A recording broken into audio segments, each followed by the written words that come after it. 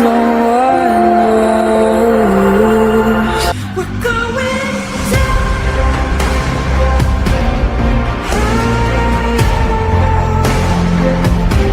We're going down.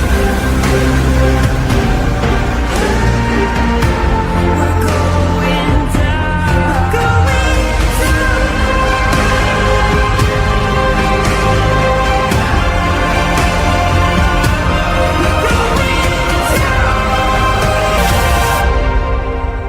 Do you dare to follow me down? Head into the unknown.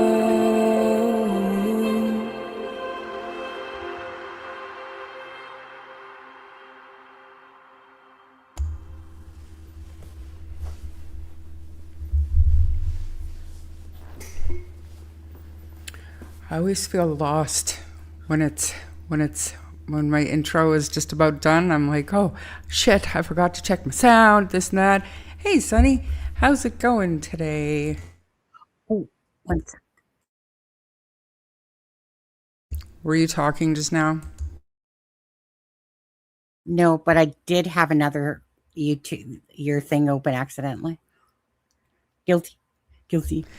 Yeah, I do that all the time too. And it doesn't kick in for a few minutes, and then sometimes I have Yeah. to be like, wait, shh. I know. Listen, did you hear that?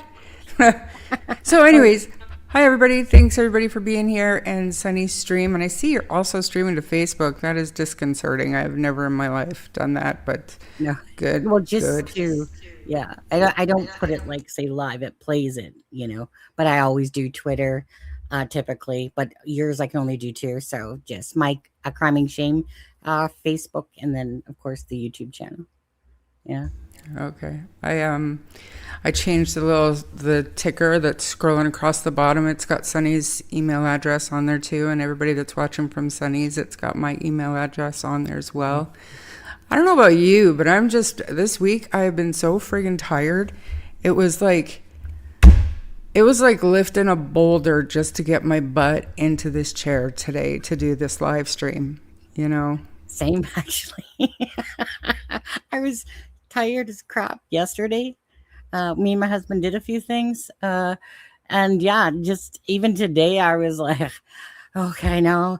Now, I do want to say that someone wanted me to play or show a bunch of clips this weekend, and it was more work than I ever thought. So that's just going to have to wait till next week. So apologies for that request. Just didn't happen. Yeah, so I feel like we're both we both have very strong personalities, and I'm not so much, but you're very used to being on YouTube and stuff. So what I'm going to do here, because Sunny she was tired, so I created the live stream. But I'm going to give it to Sunny to lead this one, because to be perfectly honest with everybody, I had Brandon on my radar back in, I think, like July. Okay. And I didn't know a thing about the guy. I didn't see the pictures. I didn't see any of that stuff, but I heard about it. And other than that, jump to the Please Bring Me Home search, and I did that opinion live stream on the call-in that Chrissy did on the DT show. And we all know how that turned out for Charmaine and for Daleen and Chrissy. It started quite the shitstorm. Kind of, in my opinion, gave birth to the channel Monsters of Sabotage, because it pissed them off so badly. That's just my opinion on it. I could be wrong, but it is what it is. But they're very supportive of Brandon. And yes, I have seen the statements and I've read the screenshots and this and that, but I think Sunny has been digging in a little bit harder than me. So I'm going to hand it to Sunny. I do have the video that we discussed, but other than that, Sunny, take it away. Well, I was going to say, I remember Brandon's name back a long time ago. I don't really pay hardly any attention to Facebook shit, to be honest with you. Besides when we were in that group, that private group. But other than that, I really just don't pay attention to that stuff. And so it's like I remember the name, but I didn't remember much about it. And then that post came out, and that was it, Monsters of Chaos, right? Or Sabotage? Which one posted it? Monsters of Chaos, I think. Yes, it I was think it Monsters of was. Chaos. Yeah. Yeah. Yeah, that's right. And then I was like, wait, what? And, you know, it threw a curveball when I was reading that.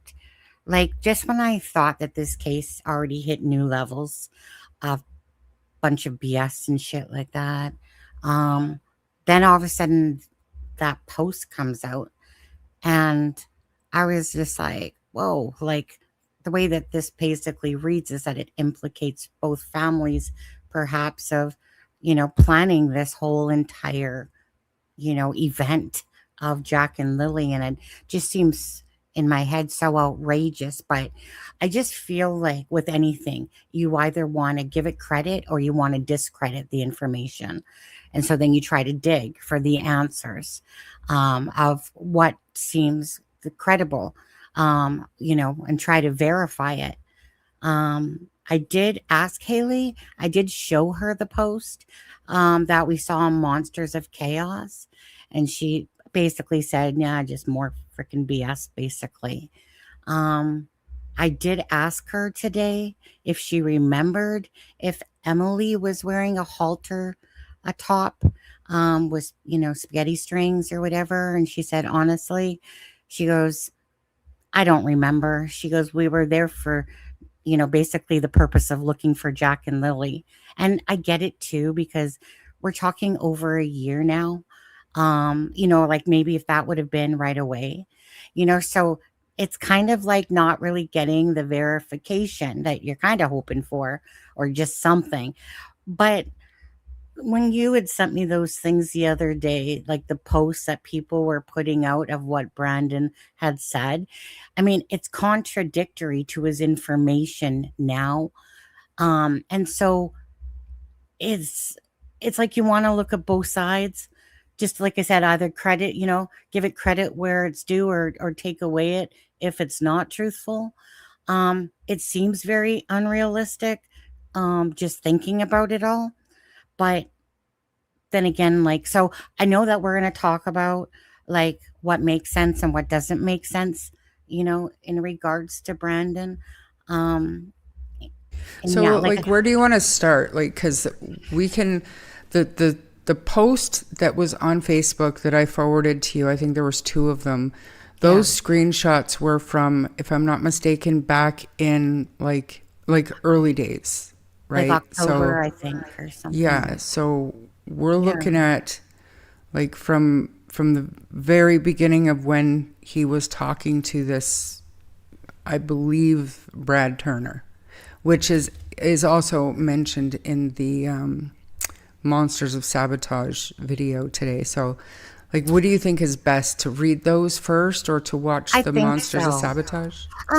I think it's best to go from the start to the latest of, for it. Now, I know that you sent me those links, so I'm not sure if you just want to yourself pull up those links, that from those two posts. I was going to say something and I forget. Yeah, just give me a second. I just got to go back and find it. Yeah, I mean, I can easily send those back to you if you want. Or did it go away? Your freaking rabbit hole song, I love it. It sticks in my head. I literally sing that song many times, It's Teresa, though. Every time I hear it, I think of criminality. It's awesome. Yeah. I did find it here. So, Did you? oops, I got to take this down. Put this up. Well, that looks very small, does it not? No, I mean, it will come off looking better. I mean, there. Oh. Is that better? Yes. Okay, so like I'll read this and I'll play the voice note that's in it, and then we'll talk about it, I guess. Edited to add a voice note of him saying there were two shirts. Why is Brandon Lem-Who changing his story? This is not the same story at all. In his long ass post, he says who the people were. In the DMs, he says numerous times he can only ID one girl who he was speaking to. And again, I will say right now because I'll forget. So early on, he may not have been able to identify the person or the people until he started working with Chrissy, which I think we'll get to in the Monsters of Sabotage. So I just wanted to say that because I'll probably forget to say it after. He can only ID one girl who he was speaking to. He says that she was tan or native, and there were two shirts in the tree. Why such a different story? Emily is white as can be, and clearly a white person has fair blue eyes, I think, unless I'm mistaken. Please correct me if I'm wrong. Maybe her eyes are photoshopped.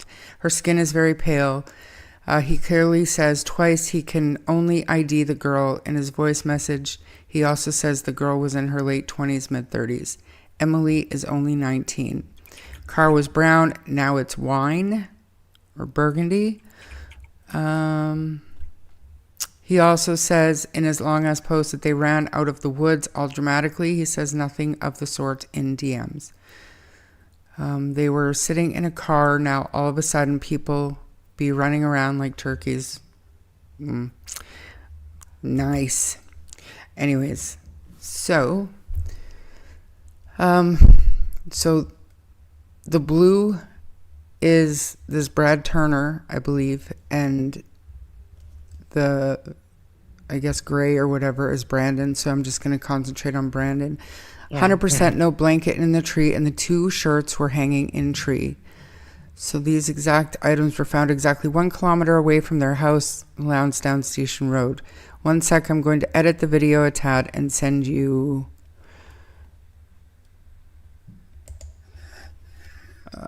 okay. Girl was skinnier, definitely not fat or chubby. The rest didn't talk and were in the vehicle. She was too, but passenger side window. I can't ID the ones in the vehicle with the girl who spoke to me. Like I said, probably took photo lineups and, going through info with Chrissy. I get that. I was focused on her. I definitely could ID her. And the man in the Honda Civic, the big guy, I could ID him. I can still see his face. It was like a 4-door sedan, dark color for sure, maybe brown. Now he's saying wine, which, I mean, details, right? It's all about the details. Yeah. Sorry. I just remember the ones who spoke to me was pretty, had shoulder length or longer, maybe dark brown hair, and she was tan or native. And then this is the voice clip, but you're probably going to have to play it because my sound is so fucked up all the time. Do you have it? No. Like I can try, but it's going to be... It's not even bad. 4 minutes. So Okay, it's just like a a little bit of it. Something, but there definitely was a pink girl shirt. Anyways, day one road that just goes up past the tracks to the right of the black house. That's where the shirt, the pink shirt, and I think there was another piece of clothing. I just can't remember the color of it. I don't know if it was purple or blue, but I'm pretty sure it was a boy's shirt or something, but there definitely was a pink girl shirt. Anyways, day one road that just goes up past the tracks to the right of the black house. So I just That's like to where say that... Oh, the shirt, all right, the pink shirt, enough. and Just like to say that he doesn't say here that there were two shirts. He knows for sure there was a pink shirt. It's very confusing. What do you think? And Well, I mean, I'm thinking. Sorry, I'm hearing myself here. Your computer. Did you mute go yourself? ahead. That should fix it. I'm thinking a few different things. Whoops. I'm thinking that 100% that there was no blanket there, he says. That there was two shirts. That's not what he says in his later statement about it. And he says that it's a native girl. And then it's supposedly, I think, a Jenna Jowdry. And then they go back to looking at more photos, and then it's Emily. Um, I just, it just seems like it doesn't really match what, so like, especially online and in Facebook groups, you better get your shit right or you're going to get picked apart to shit. Because it is all about the details. And then you say brown color, and then you're saying wine color, and it's like, again, if you tell them the truth, then the truth should be fluid in a sense. But then why would somebody with no skin in the game come forward with this information? Is it because they're legit, or is it because they have, they know somebody within the family? I'm very conflicted with this all, but this will be the bottom line for me with regards to this all, no matter what. Whether there's truth to what Brandon is saying or whether there's not truth, the bottom line is that I personally believe that the people on the property, of course, the stepfather and the mother, absolutely, to me, know what happened. Now, and whether Janie knows or other family members were part of this big, elaborate scheme, I still have no idea why. Besides, I can't imagine through all these details that, somebody hasn't been arrested by now, if all these people knew, planted this and all that stuff. But I just think regardless of it all, that whether it's the people on the property that eventually perhaps get arrested, to me, I still think it's family involvement regardless. So whether there's more implicated throughout this case, then so be it. It's still, to me, family involvement. So does it make any difference whatsoever? I can try to look for it and pull it up, but Daniel did send me a screenshot a while ago from May the 3rd of this Brandon Lem-Who sending him a message saying, "Where did you put those kids?" Right? So to talk about skin in the game and he didn't know the family, like, was it just like you and I sitting over here on the West Coast saying, well, that's suspicious, it's usually family involvement, so we go and rip into the parents, but this person is, do you know what I'm saying? Like, to say no skin in the game, like, is it? Like, did he know them or didn't he? For him to go directly to Daniel that day, So you're saying that he went to Daniel, sent Daniel a message, basically saying to him, like, where'd you put the kids? Yeah, you bet. I can. Sorry, Daniel, but I'll pull it up right now. Just give me a minute.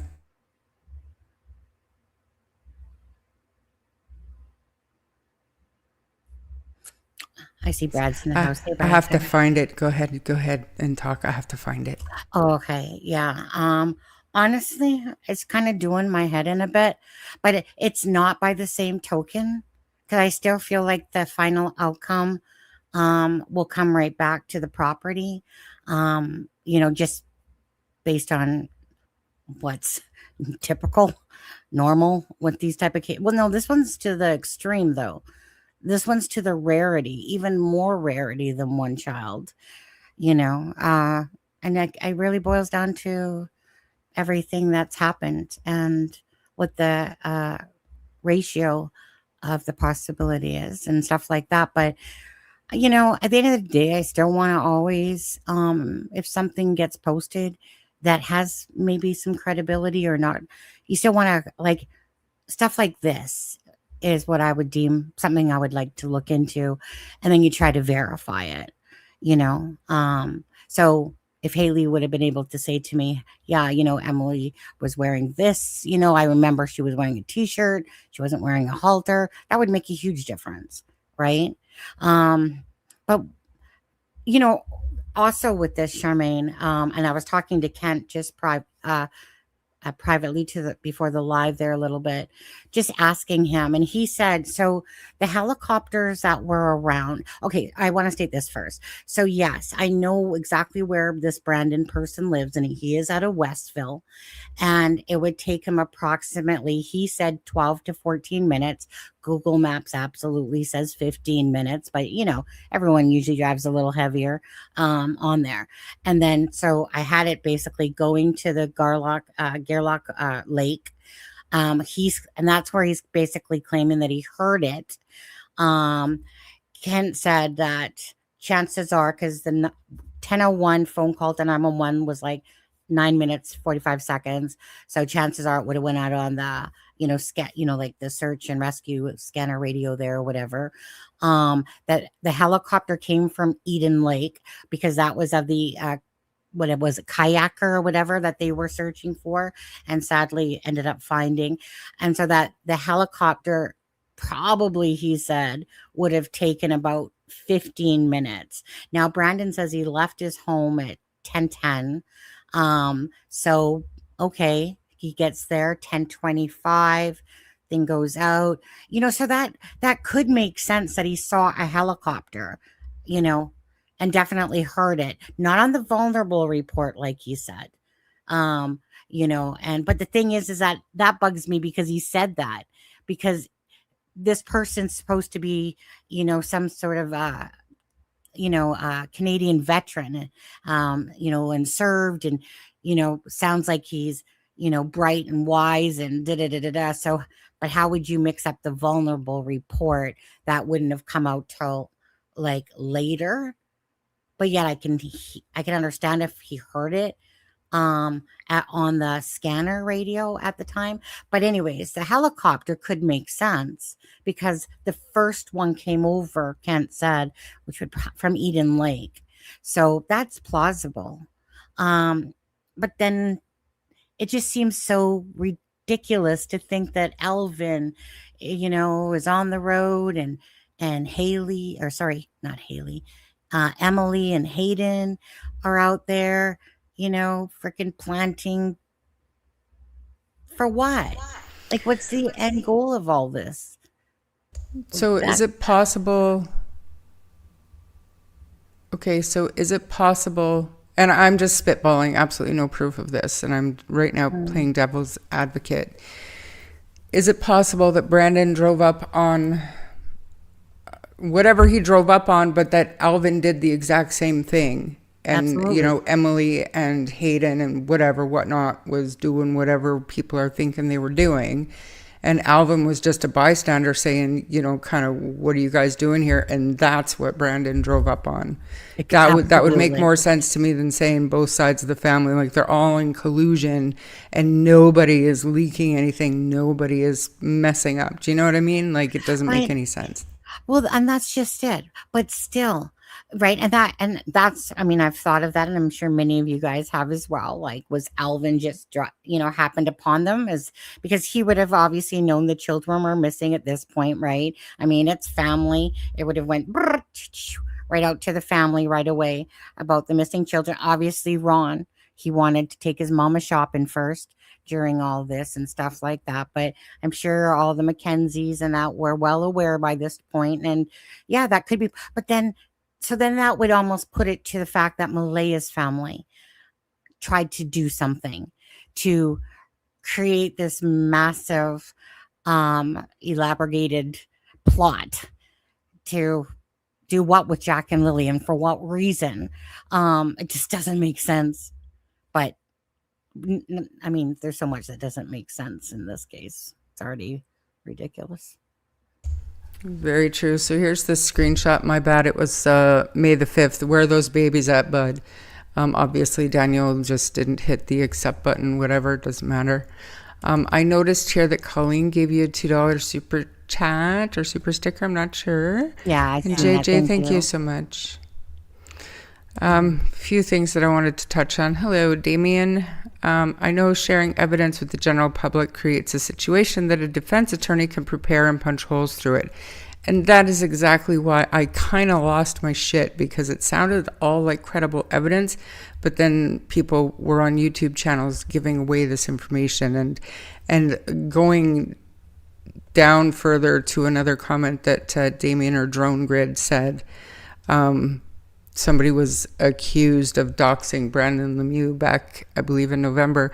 And if I'm not mistaken, that could very well have been me when I did that opinion live stream, and it wasn't doxing because his name was very much in YouTube chats that people had screenshots of and were sharing everywhere. That's the only reason I knew. So that's not doxing, in my opinion. Agreed. And the reason Brandon spoke up was because Dan on Sunny's show talking shit about him, then Shenanigans couldn't get his name out of her mouth. He spoke to defend himself. Ninchi doxed him. I thought it was me. Reason Brass broke up. What was that? Sorry. What? That Daniel was talking shit about him? I don't remember. If that was during the 9-hour live, fuck me if I remember that. Yeah, and like Daniel does have strong opinions about Brandon Lemieux that are based on rumors that everybody local has heard. I was digging, trying to get some kind of receipts for the rumors that people are going on. I was not able to do it, and so those rumors for me are being put off to the what the fuck ever pile, so going forward, just put that out there. And then Ori says any evidence should go through law enforcement and then they decide what to release. Releasing potential evidence to the public could foil an investigation and a successful prosecution. You want to talk about throwing reasonable doubt out there. For a defense attorney, they will throw anything at the wall just to see what sticks. And if you don't believe me, ask Sunny or ask anybody that followed the Delphi case. Like, honestly, you have to keep evidence low key. You shouldn't be discussing it on YouTube or Facebook. Don't you think if both sides were involved that no one would pass a poly? That's what I say. Yeah. What do you have to say about that? Oh, that's exactly it. I can't fathom that all of this happened, this big conspiracy between the two families, plus that Cindy, we don't know of the latest polygraphs. People can say that they passed, but we don't know. Whereas in the documents, it clearly stated who passed and then who was truthful towards questions. So I can't see that Cindy, Wade, and all that passed, and that this was some part of a big elaborate plan for Malay and Daniel, say, to use their family to cover up this redonkulous story of why. Like, that's just the bottom line. It goes to why would Malaya, or Daniel need to have this elaborate cover up for just passing kids over to Cindy or a relative of Haley to, of course, Belinda. It just seems so ridiculous that was the case here. It's mind blowing. And if it sounds that far fetched, then we go back to Occam's razor, which is right, basically the shortest answer to the truth, which is usually it. And that's what the police use. We don't know what they have, but we know that they have a lot more than us. Right, but 13 months, Sunny. 13 months, and we're perfectly comfortable going out on day 6 and saying we have no evidence of an abduction. But now 13 months later, they cannot come out and say they have no evidence of anything else. Like, it bothers me, like, a lot, just because of all of the bullshit that's going on, because of some of the information. And I can't sit here and call it false information because I don't know. But wouldn't it be nice to know if some of the crazy shit they have no evidence of it? I mean, if there's one thing that they shouldn't come out and say they have no evidence of is an abduction. The rest of this shit, are you kidding me right now? Are you kidding me right now? That's what you're willing to debunk on day 6? And the rest of it is just like, well, fuck it. Yeah. As long as you guys are looking over here, we can do what we're doing over there. You know what I mean? I don't like it. I don't like it. There's a few things there because with Brandon, right? I mean, are you going to go to his next post there? Or do you still have others to show the posts that he put up on Monsters of Chaos? Is that the next thing you're going to put up? I could. Well, I'm pretty sure I said I'm giving it over to Sunny. I'm pretty sure I Oh, said yeah. that. Do you want Do me you to have send it? I Actually, have to well, go. you just had it up, I think, but I do have it. The Uh, what I had the one that was Stephanie Miller had included it in her post, and it was kind of blurry for oh, me. okay. So if you have the original, Let's just see here. Image file. If there was one thing I was doing yesterday until my computer decided it didn't like one of my things and wasn't rebooting up, it was, I guess it ended up being my mouse pad. So I was working along so great at trying to organize my C drive and put file folders for everything. And then when I looked at how much I still had left to do, I was like, well, this is going to take a freaking week on there. But let's see here. So where did I stick it now? Let's see here. That one? No, I I must could have. pull up the channel, like the Monsters Yeah, of no, I Chaos. know I have. What's it called? Oh wait, I think I have. Do I have a Brandon Lemieux file? I think I do. See, I can't remember my own crap that I created yesterday. Brandon. Oh, there it is. Posts. Okay, here it is. Did I share? Oops, 1 second. I think you have to remove yours. Yeah, there we go. On there. So with this one, hi Belinda. And Brad's in the house I saw. And hey everyone. It's nice to do a live with Charmaine again. It's been a minute. But it says I'm Brandon, and this will be the only time I address this since the statement is. Then she has her thing over there. NENMCU, whatever. To be very clear, I saw Emily Ogle. Okay, so is Emily Ogle native? So Claire, but that wasn't Emily's not native. I So, don't think so. I right? don't. So how do you go from Jenna Jodry and then all of a sudden and saying that you saw this pretty native girl and then it ends up being Emily Ogle? Run out of the woods. So meaning I don't talk to Brandon at all. So I don't know, right? I'm just going by what I'm reading. And so let's see, run out of the woods on Lansdowne Road at around 10:40. She jumped into a wine colored, which was brown. I don't know how you can mix up brown to wine. I mean, it's quite two different colors, you know, especially if you saw it that day. Anyways, I pulled up both parked vehicles and a large man, Elvin Mackenzie, was standing near the middle of the road, acting nervous, looking back towards the woods, and then at me, he waved me down, so I stopped. He asked if I was the police. I said no. He then said she found a pink shirt. I got out and walked. Now, again, isn't there a blue shirt there hanging there too? Isn't it pink and blue? How is it just a pink? So, okay, so he goes over and sees. But then he says that after that, he didn't say another word and walked back toward Montreal Road. But I thought he was in a vehicle.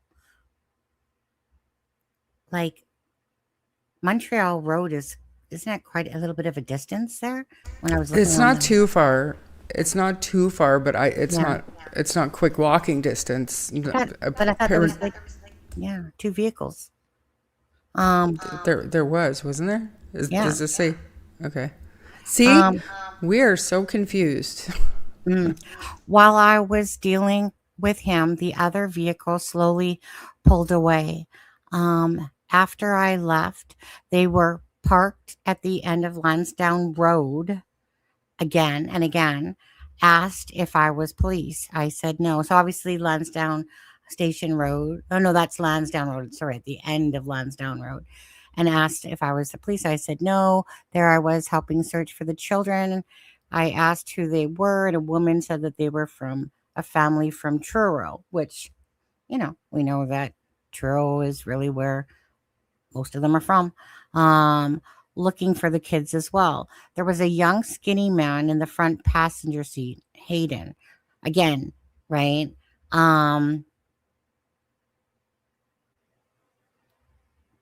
That would mean he was After looking at pictures, he picked Hayden out, I suppose. And then the driver was a larger tan man. Don't know who that is. Whose face I could not clearly see because he had his hand up against it, seemingly trying not to be seen. Around 10:45 to 10:50, they turned right onto Stewiacke Road and left. If you were a family from Truro searching for the children, why leave? Why were you there so early before police, even on Lansdowne Road, so close to Wade? This is supposed to be Wade Mackenzie's property, I'm assuming. Wayne, Yeah. not Wade. I assume so. There is no Wade Martell that I know of. So why were No. you? No. So it's why are there no photos of this available publicly? I don't get that question. Make me understand that question.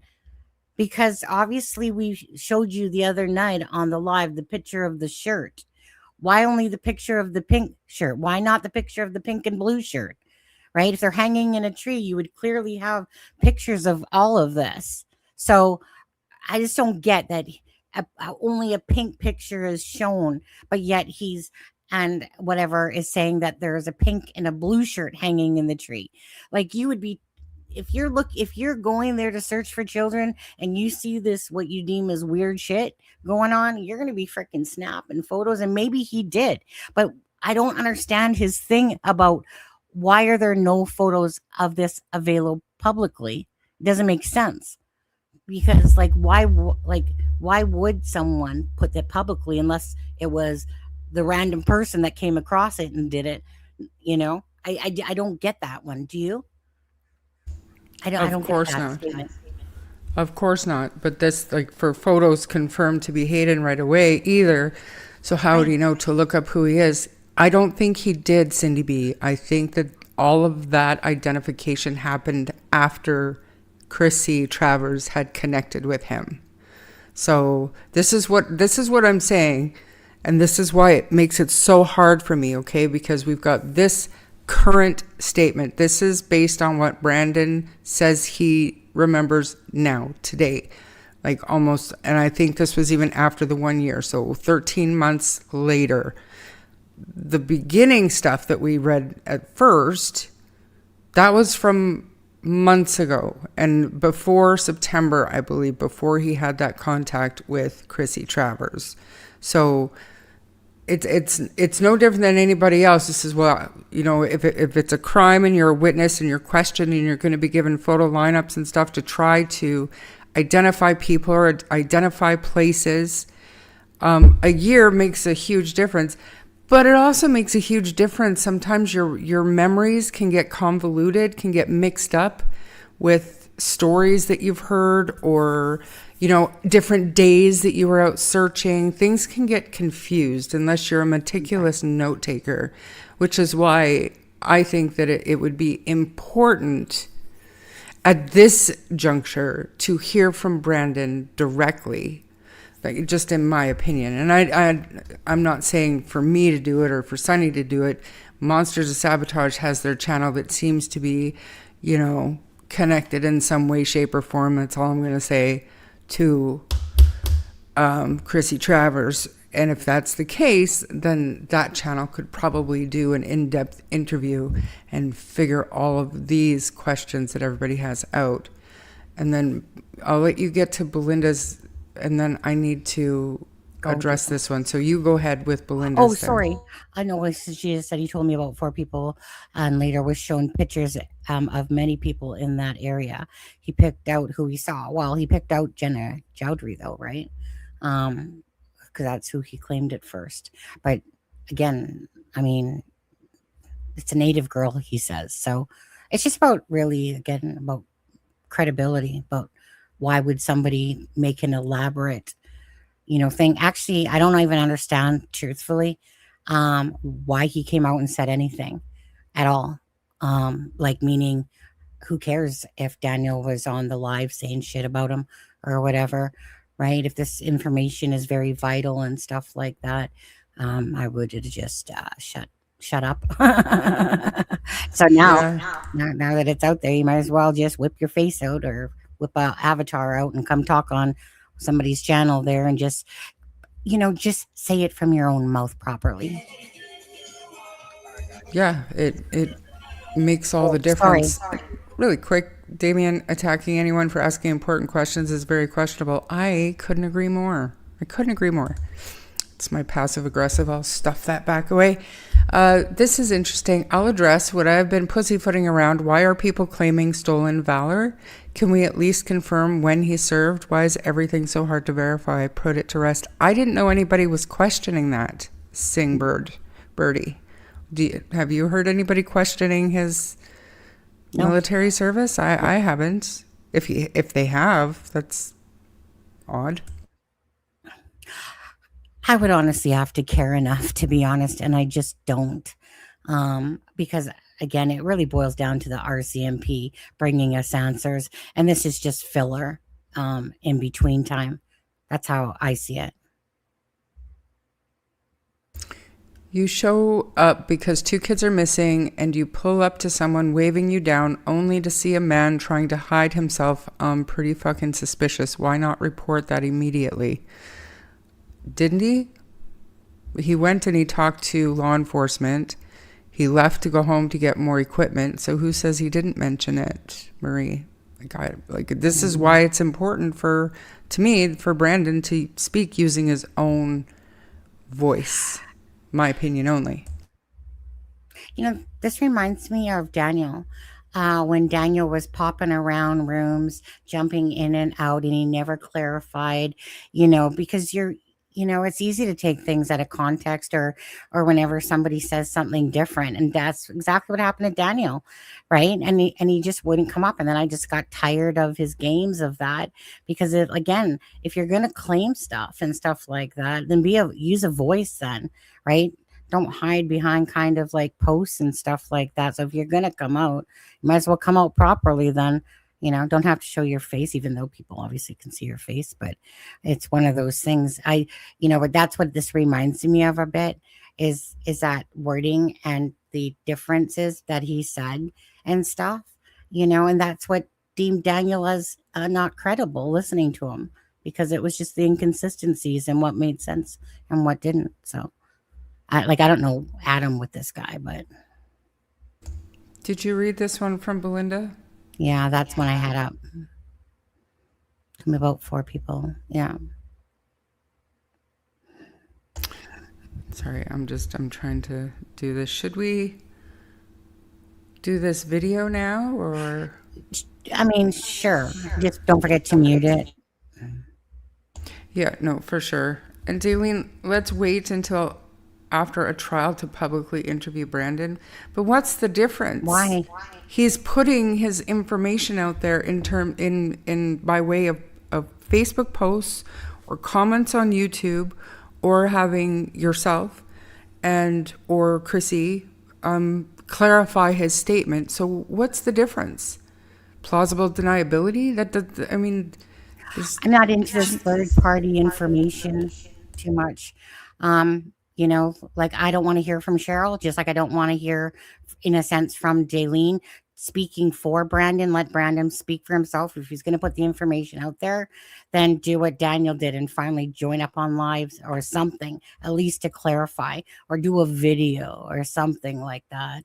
He doesn't have to, obviously, but don't expect there not to be scrutiny and people questioning everything with this case. But why, after the trial?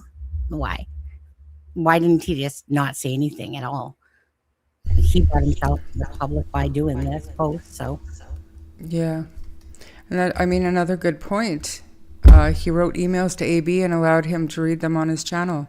He obviously wants his story out there. He wants it clarified. So it's no different to me than Daniel, who was, in these chat rooms and leaving comments and stuff, and we were ripping him apart every which way but loose. And then he started speaking out on my channel and Sunny's channel, and some things have been clarified. Other questions have come up, but it's a little bit different, I think, with Daniel. But then look at Malaya as well. She has never, ever talked to anybody publicly. And quite honestly, I don't believe a single thing I hear because it's not coming from her directly. So that's just... Well, Stevie Wonder's in your chat, so he can't see. He can only hear. Just saying. Who? Stevie Wonder? Yeah. Stevie Wonder's in the house. He I did kind the of wish that Pictou Rick County. Astley was in the house too. I don't know who Stevie Wonder is. I don't know. I do, but I don't think it's that Stevie Wonder. No, I'm just kidding. If it is, like, good job with your typing skills, dude. Anyway, I'm not there. I'm behind in chat. Go figure. Yeah. So, You know, I kind of think about Brad Wong a little bit too on this, right? I mean, he wasn't wanting, like, but mind you, Brad's name was put out there in the documents with Justin's. You know, he was coming into the channel, and coming in as a regular, uh as if he wasn't like the neighbor, but then he would say things and I would catch on to it and I would be like, you're the neighbor. And then, but once his name came out, then he started speaking up more. You know, I mean, he hasn't joined alive, like, even though I've asked him many times and he says one day maybe, you know. So it's just hard. This case is an absolute freaking pathetic, disgusting, to watch all this unfold the way it has. And honestly, it just really becomes is upon the layers and layers of thick shit is the truth. And Occam's razor will usually be the truth for that. But it gets to a point where you don't even want to entertain, like, maybe for, like I said, filler purposes, talk about things. You know, we always like to talk about it, you know, but again, I know what mind is set on. RCMP is going to bring us answers at some point, and up until that point, you're just trying to sort out in your head, and I think this goes for everybody. You're just trying to sort out in your head the difference between what sounds reasonable, sensible, makes sense, to what doesn't. And we don't really have anything truly to discredit Brandon's information, because as much as we're trying, like, as much as I would love, and I was hoping like that Haley could answer a couple questions, but right, I mean, there's nothing. So, you know, so it just is gonna lie where it lies, and either you believe it or you don't. yeah, that's what I mean when I say you have to put it in the pile of whatever, because even if we're shown receipts and all this other stuff that we preach all the time, we have no way to corroborate any of it. We're forced to take Brandon's word for it. So it is no different than some of the other stories that we've heard. You know, if you choose to believe it, then you choose to believe it. If it doesn't work in your brain, then it doesn't work in your brain. But, you know, and Daleen, I agree. Why isn't Malaya talking? I mean, we can speculate, but don't even get me started on it. Malaya would probably sink everyone's battleships if she started talking, to be honest. Exactly. If anybody had anything from Malaya, I think it would shed a lot of light on a lot of things. So I'm going to go ahead and pull this video up. And we'll just go through it slide by slide. Like I said, I've got it muted just because my sound is shit anyway, and I get copyright strikes. Okay, Brandon left home around 10:10 a.m. on May 2nd. Good to know. And I'm not being rude. Is this going? Yeah. Yes, it is. Okay. I could probably put it on faster speed after this, which he knows because his fiance was home on her work break, which runs from 10 a.m. to 10:30. I wish, just side note, I wish I could work at a place. Well, I do now, but back in the day, could you imagine being able to go home for lunch? Oh, what am I talking about? You could if you wanted to, couldn't you?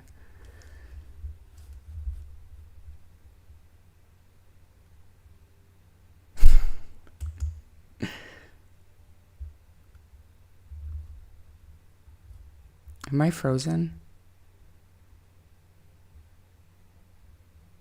Are you muted? No, I'm just waiting for you to slide along. Oh. He said that she got there when he was loading his truck to go fishing at Gairloch Lake. They spoke briefly before he left. I just don't want to miss any slides, you know? No. Do we know if Gairloch Lake was thoroughly searched by search and rescue? Well, when it comes to RCMP and that searching lakes, I don't honestly send in a real dive team, not frickin' RCMP dive team. You know, not people that do it once in a while versus people that do it all the time. Yeah. Because I mean, we know of so many cases. Like, look at what's her name? Come on, it's on the top of my tongue. Kendrick, the one where they Adventures with Purpose found her 13 feet in her vehicle, and that lake had already. Isn't that Kylie Rodney? Kylie Rodney, yeah. Did you this comment on the stages for you, Sunny? Sunny, did you see Angus' comment for Boss Man? No, I didn't. Maybe if you could retype it or re-say it. Sunny, did you see Angus' comment for Boss Man? I think I might have seen it and then I just moved past it. So Gairloch Lake is approximately 12 to 15 minutes from Brandon's house. See, this is what I mean. That's a good looking dude though in that clip, but I'm sure that's not. I mean, yeah. We already saw Brandon. So no offense, Brandon, to you on this one, but this one could search me for sure. As he arrived there, he heard a vulnerable person's broadcast regarding 2 missing children in Lansdowne. So if he left around 10:10, what time did the vulnerable persons come out? Well, that's just it. The vulnerable persons didn't come out in the time that he says it is. And so I don't know, like, kind of like what Kent said, Charmaine. Like, obviously I can see it hitting, like the 911 call comes in 10 minutes later, it goes over to this, to send us, for the search team. Cause now, it's been, probably on the scanner radio or the vulnerable report, but he's the one that says that. I'm like, well, are you BSing us by using the vulnerable, because at no place, okay, there was a post by CBC that said that it came out at 10 o'clock. Okay, so common sense says that the media gets it wrong a lot of the times as well with their timing, okay? The actual media. So when I saw that 10 o'clock time, I'm like, no way in heck did it come out at freaking 10 o'clock. But because it's showing, like, say about, and even Kent said, like, the first one, which isn't even a vulnerable, like 10:45, close to 11. So I can see why 11. So I don't understand that either, because it wouldn't have been a vulnerable person's broadcast at that time. I don't know. Right. Thank you, Damien. But okay, so let's talk about that for just a half a second, because people do have scanner radios and sometimes they have encrypted ones that are not legal to own. Is it illegal to own a scanner radio? And could that be why people are avoiding saying that he heard it on a police scanner? Like, I know in Alberta there are certain scanners that you are not allowed to have, but some people do. Honestly, at that point of it, do you think that they're honestly going to care, the RCMP, whether he heard it on a scanner radio and stuff? I mean, they're going to look at the credibility of what he's saying. But it's not like they're going to be like, you know what, dude, you're arrested just for using it. So many people have scanner radios and, and stuff like that. But I don't think that that's going to be an important thing to maybe he doesn't want it. I don't admit to, I don't know. But there ain't no vulnerable report that came out at that time that he's claiming. Right. And that's just, that doesn't mean that he didn't hear it another way. Right. But why are you avoiding saying how you actually heard it? Because we know it wasn't the vulnerable person's alert. Not if the timeline doesn't work. Right. But now his helicopter time could work. right? Like that could work. So it's just one of those things. It's kind of like you look at this and you're just like, at what point like he's the one saying vulnerable, but if you know that that couldn't be true, then like at that point in time, because that would be before pretty much, like he's basically claiming that he got to Gairloch Lake at like 10:25 and that he had heard it. So that's not Right. being no vulnerable report coming out at that point, but a helicopter, right? So he's hearing probably the fact. He's probably even hearing about the fact of the helicopter as well. So that's what I'm talking about right there. Okay. So go to any other place and you won't see 10 o'clock on any other thing, right? CBC +4. But use common sense on that. I mean, the phone call came in at 10:01. The phone call was almost 10 minutes long, right? So it's going to be past that time. So unless it was, unless it's one of those people that deem 10 o'clock as well, if it's less than 10:15, and they heard it type of thing. But but he's saying that he heard it when he got to Gairloch Lake, which would place it at around 10:25. So bottom line is that I just don't, it's not the vulnerable report to me that he heard it from. And I don't know if it's just, trying to, like, but the thing is, people can easily look that crap up. Right. And Sinister here, thank you. But she says that we were all listening to Scanner that morning for the kayaker, and that makes sense. So, like I said, Damien's going to get me the exact time the first vulnerable persons alert came out, but I'm pretty sure it didn't come out before 10:30. You know what I mean? Like, I'm pretty sure. I have to go bring Harley in, so yeah, okay. I'll find the next slide and you can go ahead. All right. So it's just stuff like that. Like I said, put it on a clip. You don't even have to go on live. Just record your words properly with somebody to clear any things that people are asking about. I personally, again, don't really care. Like I was like, okay, well, I got nothing better to do. I might as well kind of look at this stuff. But again, RCMP, they know what's up, but it's just a matter of proof. So that's why, like I said, do I really want to waste all these brain cells on this particular posting or this stuff? I'll use a little bit, and whether it's true or not will come to shine in light when it's time for Jack and Lily to have justice. And that's the bottom line of all this.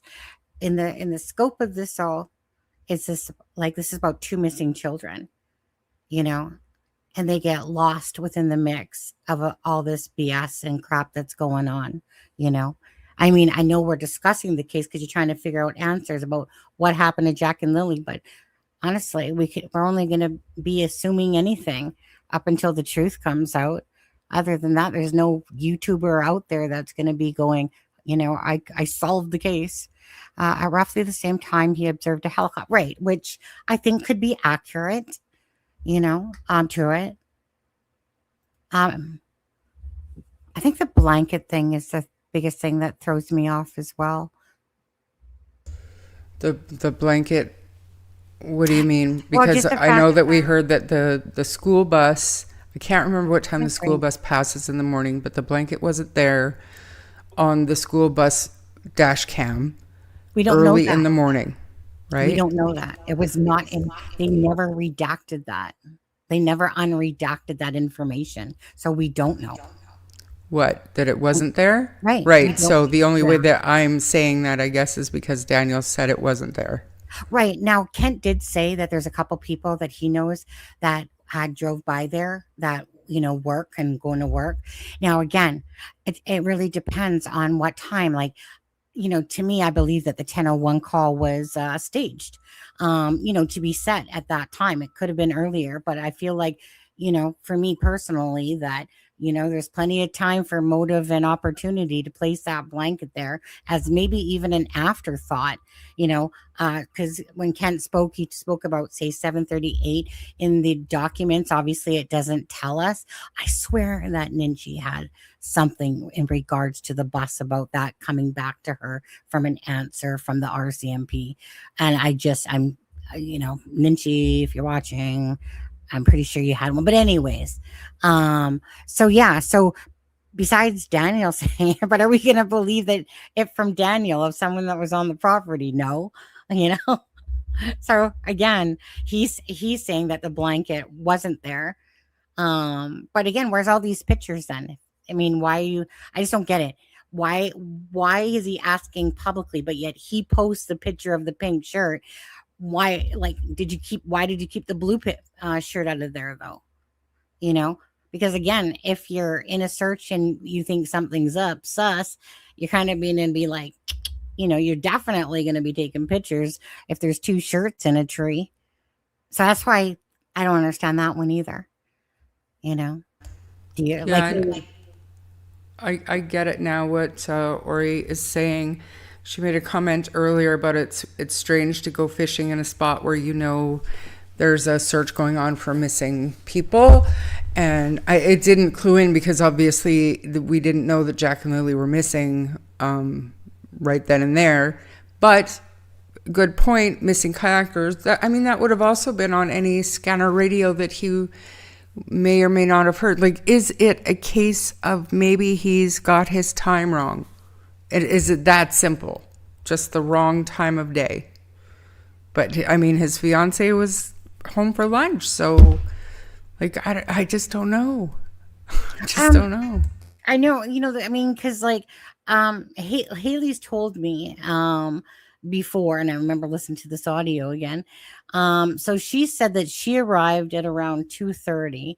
She said that her mom and I think Wade arrived before she did. She said not too long, but sometime before they did. And she said that Hayden and Patty arrived basically the same time she did. And I'm just, like I said, does that mean that was, you know, engraved in stone? No, it was just the best estimated time that she gave. Again, it's like you're just trying to understand, well, okay, so is Brandon correct that these people just went back off home and decided, you know, come back later? And it just all seems way too much, to be honest. So then this one here, it raises more questions for me, and it's all about when he heard the alert and how he heard it, because given his military background, it was immediately apparent to him that an active search operation was underway. So again, here's another question. Could it be that he was simply going fishing on Gairloch Lake, because that's just what he did, and he didn't hear anything broadcast at all, and he just happened to be going fishing that day in that area, and when he arrived he noticed all of the activity and realized something was up? I mean, is it that simple? I don't think so. I don't think you don't think so? No. I No? think that he probably heard it over the like I said, scanner radio, and then as he's there he hears a helicopter and decides to want to go check it all out, you know, see what's up, you know. That makes sense though, at least to me. Right now, the different visuals of who he saw, that bugs me, you know, because we're not in his brain, you know. Brown car, Jenna, native girl, all of a sudden becomes Emily.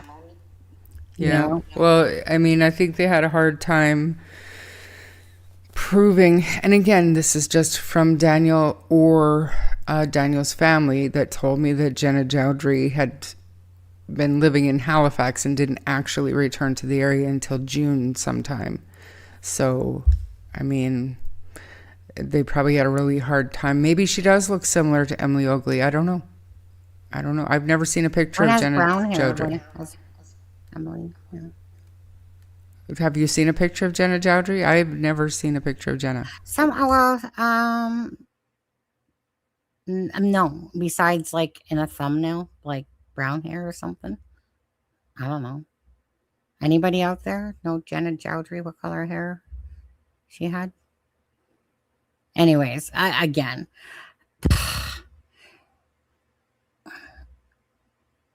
They could have been discussing putting an alert out on encrypted channels and hours before they actually put it out public. They might have mentioned it on some encrypted channel, absolutely. It's true enough. But again, I don't know, Sonny, do you think he'd be charged if he came out and said, my God, it was a scanner radio, I shouldn't have been using it, my bad? Do you think they'd chase him and throw him in jail for that at this point? No. Just so that his information would be less scrutinized, put it that way. There's so many people. Doesn't matter what case you're following. There's so many people that listen to the scanner radios that are out there. I don't think that that's their priority to be at all. Of if he heard it on the scanner radio. Yeah. And I've noticed there's a lot of people talking about police corruption and stuff. And I mean, people are on the fence about that. But what I've learned over the last few months talking to different people and their perspectives, what they're calling police corruption is simply lack of investigative motivation, I guess. That to me doesn't equal corruption. Yeah. But that's just me, and that's neither here nor there as far as Brandon is concerned, in my opinion. So Daleen also says that Brandon has made his statements and he has had threats against him and his family. Please give him the privacy he deserves. In time, there will be answers and more questions, more answers. I believe him. A lot of people do believe him, Daleen, and we're not here to discredit him at all. We're trying to make sense of it. That's all. That's all. Well, let's just get realistic. When somebody puts themselves out there, and especially if they're coming forward now with posts, it's one of those things. Like, what more do you expect? People want answers to the case, and they honestly don't give a shit who they're going to attack at the end of the day. I mean, it's not my personal way like that of, sitting there, reaching out to people's Facebooks and being like, you fucking liar, this and that and stuff like that. But I mean, got to be realistic here. Daleen's a lawyer, right? But this is YouTube land. That's a whole different ball of wax than what should be done and what will be done, for sure. I agree with you. I'm going to fast forward to the next slide if you want to keep talking. Ian is now here eating his supper in the background. So in this case, universal, I wouldn't 100% believe anybody.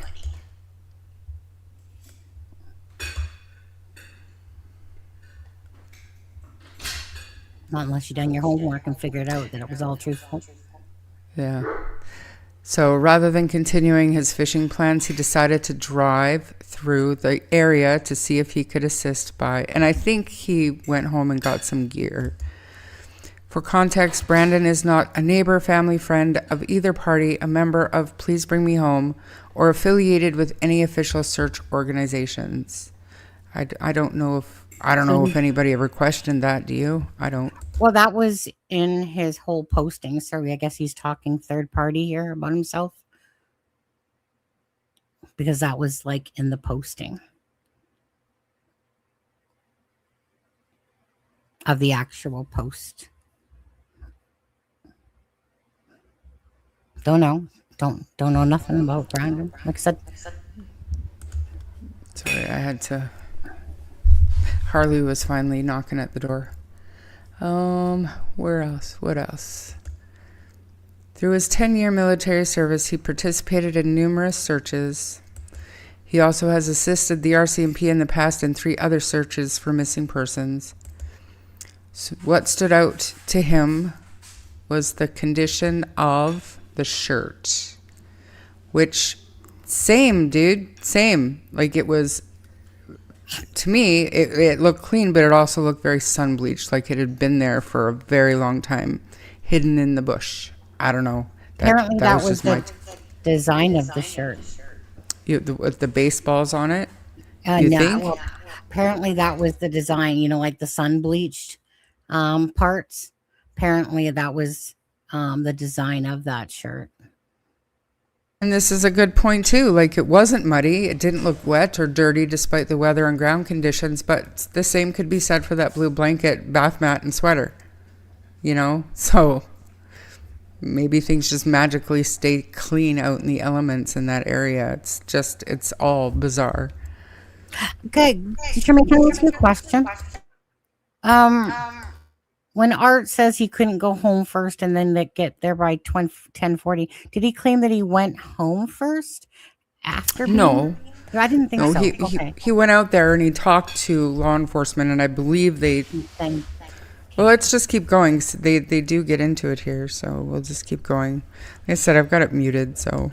really? Well, couldn't a family member from the Malay Brooks Murray side tell us if that was actually her shirt, or is it just because they're all part of the big cover up that nobody will? Why is it so hard, right? Yeah, that's a good question. He also observed Emily Ogley emerge from the wooded area at a rapid pace. Wait a second, we missed one. Go back to here. He also, nope. Oh, okay, the footprints. Yeah. I don't know that I ever heard that there were footprints. Did you? No. I think the fact that maybe he's just making the comment that he didn't observe any tracks there. Like, meaning if he's there for the purpose of the search for Jack and Lily, maybe because of his credentials that he was observant to the area and didn't notice any. Yeah. She came out of the woods quickly, moved through the ditch, and entered the rear seat of a vehicle. This is where I have questions. And keep in mind, I just watched this not too long ago. I gotta play it because I can't find each slide. Some of them go pretty quickly.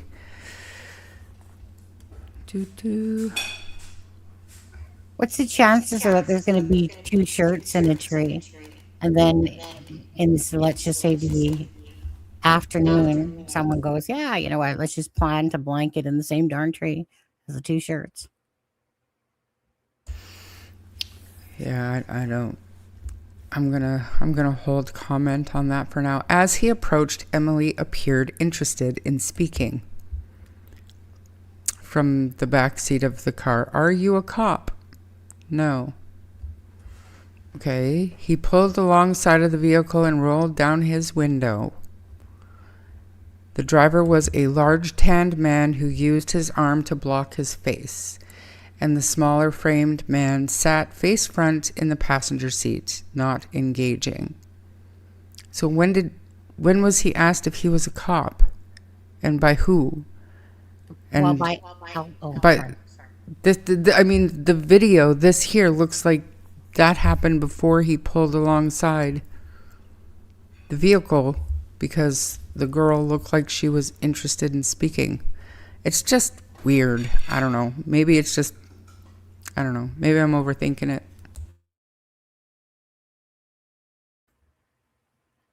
In this case, there's too much of that already. But how can you not? I know, how can you not? That's just it. But it just, from, like I said, for me at this point, Charmaine, this just becomes gap filler for Jack and Lily, because I'm just at that point where it doesn't matter what anyone says anymore. I don't care if it's Anita Bonita or whatever. It's just a matter of, we all have to wait for time. And in the meantime, all we can do is discuss it and try to make sense of it. That's it, because we know that we only have a quarter of the information that the RCMP and Major Crimes Unit does. Right. Like, not even a quarter. I don't think. I mean, bottom line is that if those people were out there, they're going to have the digital data. You think everyone's going to leave their phones at home and not whatever? No, because the digital, if it's true, it will come out later at some point, right? And the digital data of Brandon, and that the RCMP would know of Emily, of Hayden, You know, that's all would be digital data. Because obviously if Brandon's taken a picture of a shirt or whatever, anyways, it will all come to fruition at some point. Maybe, hopefully. Emily told Brandon that they are family from Truro and that they were looking for the children. Gotta off on my vape here. Does Emily live in Truro? I don't know. We found a t-shirt. Brandon's attention was primarily focused on the man standing nearby. His interaction with the man, who's Alvin Mackenzie, was brief. And like I said, maybe he walked on to a situation where Alvin came upon this group of people in the car. He also took note of how both Emily and Alvin were dressed. Emily was wearing jeans, rain shoes, and a tank top with thin shoulder straps. What were you going to say? I was just going to say to whatchamacallit, power of loveism. The echo is actually coming out of Charmaine's mic. So I'm just gonna I don't hear it when I'm talking, but if you have yours open, usually they'll hear my voice. So I'll mute myself when you're talking. Okay. I guess my new camera purchase didn't fix the problem. My bad. So, Alvin was wearing a t-shirt, jeans, and sneakers. And apparently this is not... The clothing stood out to him because it did not seem consistent with what most searchers were wearing under those conditions. And that very well maybe what he was thinking, but at the same time, how often did Emily Ogley or Hayden or anybody else go out into the woods looking for missing children? You know what I'm saying? Like, I don't know that I would continue thinking that was odd. Just in my opinion. It's a kind of a non-issue to me. Or any experienced searcher, woodsman for that matter. Again, you're talking about, I know Hayden had just turned 19 here not too long ago. Emily is right around his same age. These are not experienced outdoorsy people. So anyone present that day knows the weather was damp, cold, and muddy. Again, they're children. So I wouldn't put too much into that. After leaving that area and traveling toward where the helicopter had landed, shortly afterward he observed the wine-colored vehicle turn right onto Gairloch Road and headed seemingly back towards Truro. Instead of going to, and I remember this from November, the interview in November on the DT show, instead of going to report the t-shirt to law enforcement is what he found odd. And now I'm just adding to this story, but that is indeed what was said in November. So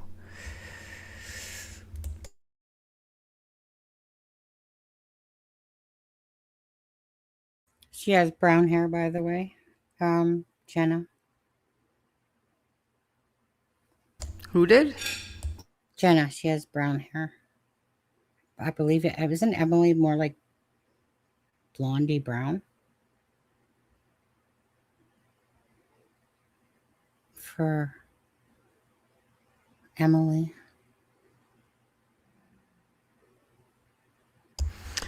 And brought to his attention by whom? Because I don't know. So were all these places searched then by law enforcement? Because I was under the understanding that Gairloch Road wasn't. So I don't know. Again, just my questions. Doesn't mean nothing.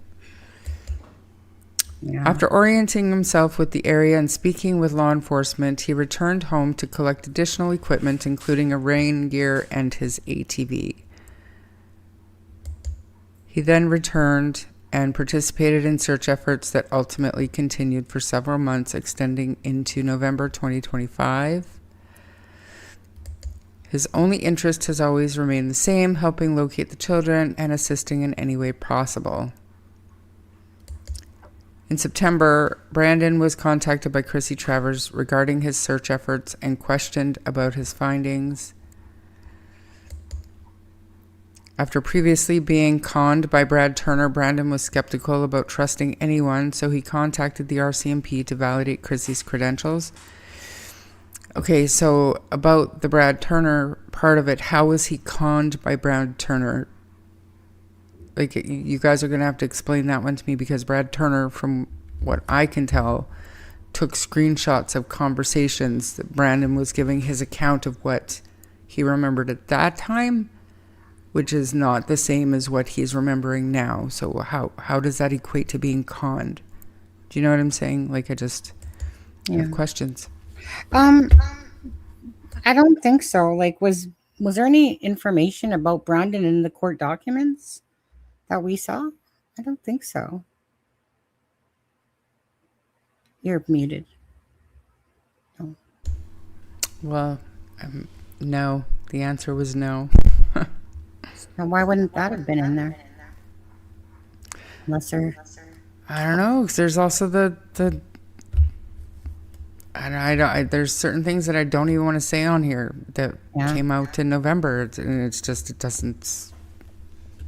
I don't know. I just think it just boils down to everyone's just use your own common sense, or, dig for the information, see what you come up with.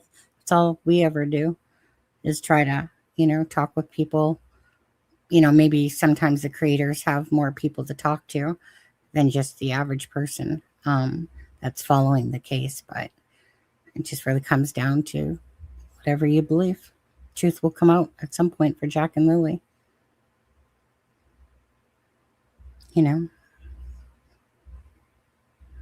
So I see it. Yeah. Like, this hurts my brain even talking about this. Yeah, me too. But yet you want to, because everyone does want to talk about this stuff, so you want to do it, obviously, just try to make sense of it. But at the end of the day, like I said, we don't know the truth worth Adam when it comes to this case. Well, we think we know the answers, but do we? Maybe, maybe it's, much more complicated. Maybe it's not.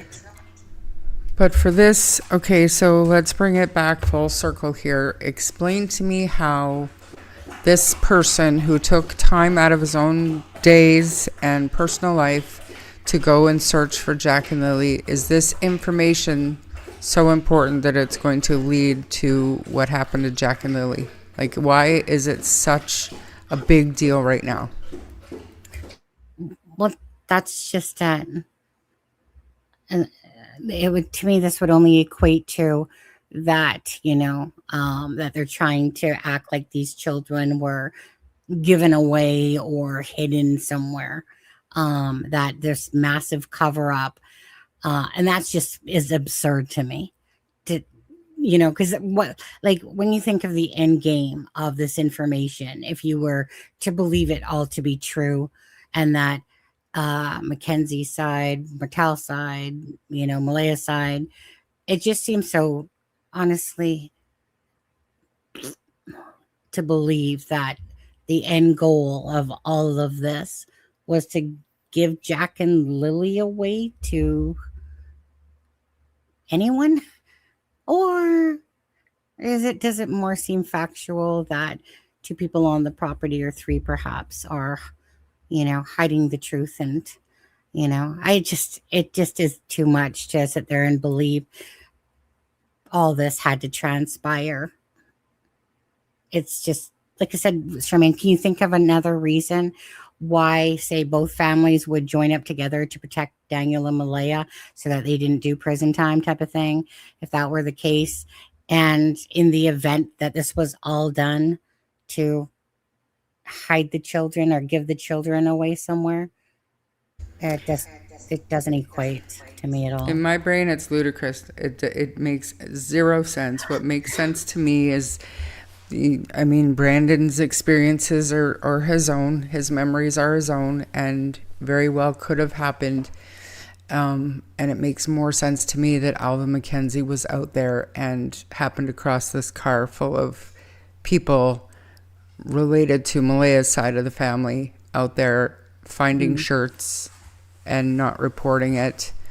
I'm not saying I don't believe Brandon, but I'm saying some of the details, some of the little details that I think have been convoluted, just in my opinion, are making it easy for people to discredit and to read too much into it. In what world would the Mackenzies be working with Malaya's side of the family to help her hide the children? Wow. Or to plant evidence? It just, in what world? To me, and I'll say it, it didn't happen. It didn't happen. I think this is... Not unless there was a cover-up about dead bodies of Jack and Lily. And both families, though? People I know, that that's aren't what even... I'm saying. Right? It's like, it's absolutely absurd. And cases are never this absurd. I mean, they're very few and far between. Is this one of those cases? Hey, maybe, possibly, but I'll never forget Lori Vallow case for something that you never ever thought could exist in a case that literally was about zombies and freaking killings and stuff like that. But do I think that this case goes that way? No. Yeah, but she was clearly a crazy wench, right? She was clearly off her fucking rocker. And say what you want about the Mackenzies and say what you want about the Brooks Murrays, whatever. They're not going to work together. They're not next level insane, because crazy people don't know they're crazy. So they're going to be out there talking about zombie apocalypses and how your kids are dark and they need to... You're not going to be out there talking about these things because you don't know that you're crazy when you're crazy. That's why she was so able to go on and talk about that shit, because for her it was real. These people are not doing that. So to me, if this is true and Brandon saw what he saw, then Alvin was out there wondering what the fuck that car was doing out there, and maybe they had told Alvin Mackenzie, I just found a shirt. We don't know that, and quite frankly neither does Brandon, because he happened upon a situation and he saw what he saw. That's my take. Because right now I'm just more suspicious of Malaya's side than anybody else right at this particular moment. Suspicious of them all. There's none of them that are like what I do think about is I think about Daniel telling us about what Luke said with the dog Narc about Thursday evening. I believe that they absolutely believe that something happened Thursday. I believe that when the reporter overheard them saying to Janie that they didn't believe her timeline, and then, she's trying to prove her timeline to every which way. I believe that Janie failed the polygraph because she freaking is used to telling the truth, and now she has to lie, and I think that that's why it was inconclusive, because she probably had a heart attack even just having to lie. That's how I see it, like I said. So whether it's 3 people that have knowledge or 5 people, 6, 7, it's unlikely. It's unlikely that everyone's going to shut the fuck up. Honestly, somebody's going to try to claim that reward that has any information or something anyways. So it's just, it's just sad. Out of all of this, it's just sad because it's about Jack and Lily, and that this is the shit that we have to watch in regards to a case. And so, if you have to watch what's going on, regardless if Brandon's being, honest or what his own memory is, it doesn't matter. It's just a fact of when you have to watch this stuff, that the truth isn't being told to you. So it's that simple. The truth is not being told to you from these people, and their actions speak louder, and they just match the rarity of something happening to 2 children. And it's just sad because it's about 2 missing children, and this is the bullshit from both sides, but especially from the Malaya Brooks Murray side. At this point, yeah. I think the officers handling the case are feeding the circus by not killing any rumors. So many lies flying around. It's disgustingly sad. I couldn't agree more with that. And then, why is this stuff coming out now? It seems suspicious to me. And this isn't directed at Daleen, Chrissy, Shenanigans, anybody. But I question the timing. Maybe it was because Daniel was on channels, whatever, but why did he feel the need to even mention he called her teabagger in here, I think, but Yeah. you know what I mean? Like, It was like why an is- add-on bonus, eh?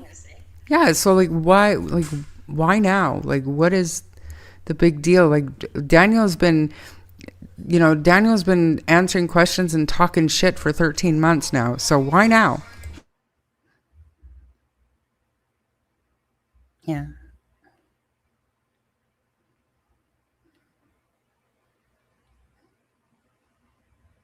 Two creators needed content, so this is how it started.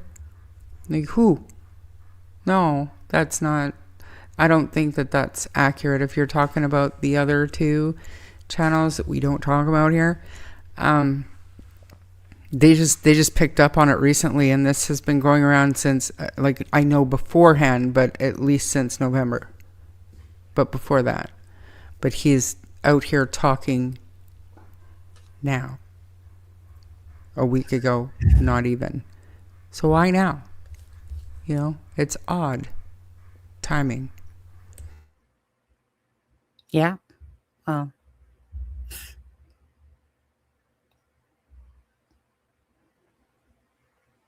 The RCMP are aware that certain groups are trying to force them to give information that is critical to the case and cannot be shared.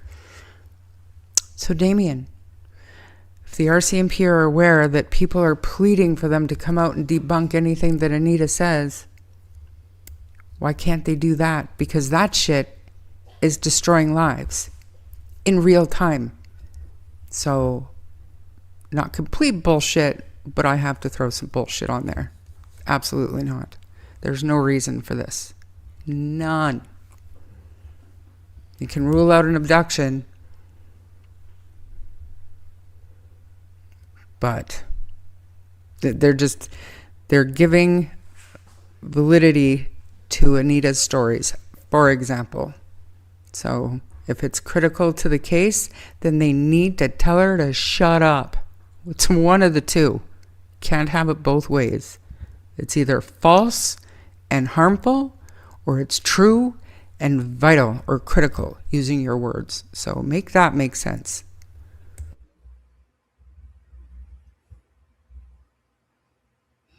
Angus. Not wasting my time on BS and fluff. Comes down to what we all thought from the beginning. They just need proof. 13 months, though. 13 months. Yeah. What do they need? Are they waiting for a confession? Like in that article I read, that judge, they wanted to sell that little girl's, or auction that little girl's bicycle because they were pretty sure the stepdad did it, but they couldn't prove it unless he confessed. We want to sell this at a charity auction. Is that what's going on here? Because that's just shitty police work. Sorry, Sunny, go ahead. No. Someone said you are cutting out, but I don't hear you cutting out myself. I don't think so. Yeah, maybe just reload the page yourself, perhaps. I don't know. You're not cutting out to me. Unless somebody else says it or something. Yeah, I don't know. I had to restart my computer right before I started because my speaker's not working. So yeah. I've got my stupid little laptop speaker. But you should play that video I sent you. I thought that was so funny. You sent me a video? Yeah. Do you want me to play it? Just for, yeah, please. Yeah. Yeah, you do that. Okay. 1 second. Share screen. You guys will probably get a kick out of this a little bit. Window. Chrome tab. Instagram. Let's see here. Can you see it? Let me just look. Can you guys see it on your main screen? Oh no, because we got it. There it is. Okay. We'll make that bigger. You guys, this is kind of a little bit of comical. It's about Canadian cat named Louis Vuitton. Louis Vuitton keeps crossing the Canada-US border despite restrictions. Social media star. It's a bit mind-blowing. He kind of flaunts his recklessness for the law. Now, Mr. Vuitton is particularly good at catching all sorts, and he has been known to smuggle the goods across the border and leave them on the doorstep. I bet he did not declare them. We're not sure whether U.S. agents have caught up with him for questioning. We do know he had no interest in a TV interview. Doesn't go through customs. It's got a passport. This is Zero Avenue in South Surrey, and these picturesque homes sit smack on the border. This side is Canada, across the street, the United States. No fences or concrete blocks, just a little ditch and signs warning, don't even think about crossing. Oh, it's very secure, yeah. And people follow the rules except for one resident, him. Unfazed by jurisdictional authority, he is the Canadian border-jumping kitty cat. Illegal. What? I think it's because he's got 4 legs, not 2. Decidedly confident, ignoring the watchful gaze of border agents and that machine in the sky that's as useful as the dog as far as he's concerned. Several times a day, almost every day, he shows little interest in international law and carries on his very important work of mousing. He's a cool little cat, keeps coming back and forth and says hello to everybody. His name? Louis. Officially Louis Vuitton, like the designer. And his styling cross-border feline feats are now so famous, I love it. he's become a local legend and a social media star. It's a bit mind-blowing. He kind of flaunts his recklessness for the law. Now, Mr. Vuitton is particularly good at catching all sorts, and he has been known to smuggle the goods across the border and leave them on the doorstep. I bet he did not declare them. We're not sure whether U.S. agents have caught up with him for... When I was playing that, Charmaine, however you want to do this. Remove. Close. Boom. I'm not sure what you want. Are you putting this up next? Something else? But anyway, Sure, well, there's... just had to laugh at that when I saw it. Yeah. It must have been playing, though, when I, where I last left it. So that's why I was repeating, kind of. But that was cute anyway. I just wanted to put this up because there's no mistaking Emily Oakley for Jenna Jowdry. No, and I mean, but he said native as well, right? So does Emily look native? Not to my eyes. Nope. Not at all. Because he said, he even used the word pretty native, but there's no mistake in that. And so that's why it's just, right? Like, it's not that maybe, I don't know. Whatever. I don't know. Just, it's, yeah.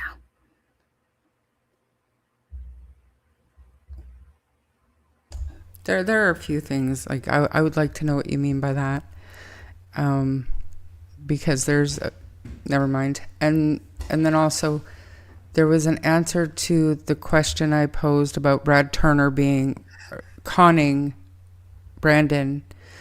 And I agree that it's a fake account that is well known. It is a fake person, like it's a real person, but whatever. But how does that equate to him being conned? Because it's not.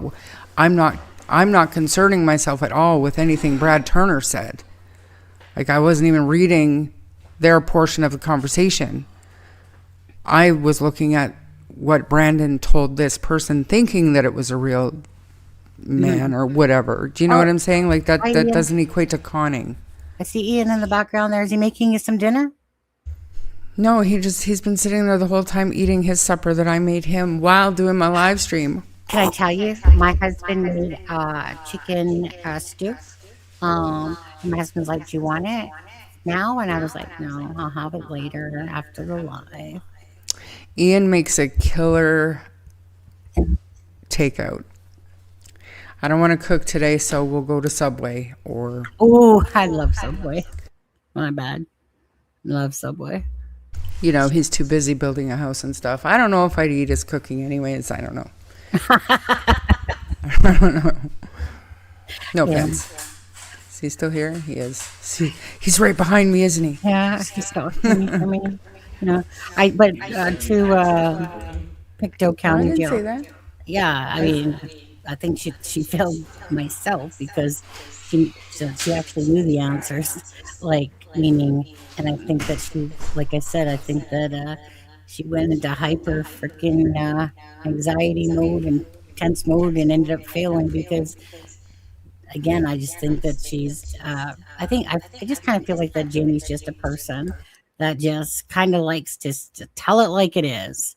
But in this case, I don't feel like she could tell it like it is if that's the case. I'm just trying to make sense out of Janie's polygraph and truthfuls and passings and the next batch. We don't know. Again, it's just taking the information, just like you guys, you know, and just trying to make sense out of it. So where it makes sense. So did you hear Janie's explanation for that polygraph? Her physiological whatever, it doesn't change whether she's lying or not. So she's not suitable for polygraph testing. And there was an officer who had the same condition. It was related to his heart, and that's why she was suggested to go see a doctor about that. And she still hasn't yet. But it is a thing, whether you believe her or not. It is a thing. So, I not say there's not. I just again, in my world, the kids had to get off the property at some point somehow.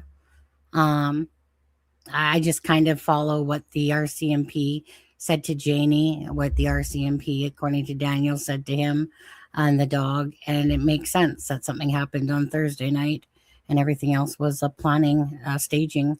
That's just my own opinion. That's just how I see it. Could be absolutely wrong, but I'm with you. I mean, I agree for the most part, right? Like, I think most people are on about the same page. It's just maybe a different paragraph. You know, there are certain things that I tend to believe that you don't, and vice versa, right? There are things that you've heard and you know that I just think is complete crap. But at the end of the day, make it make sense, because I do not believe for 1 second that there's any reservation involvement here. I don't believe for 1 second that Malaya shipped her kids away to be hidden away from Daniel. I don't. No, he didn't have any legal right to them. Like, none of it makes sense to me. Well, that's just it.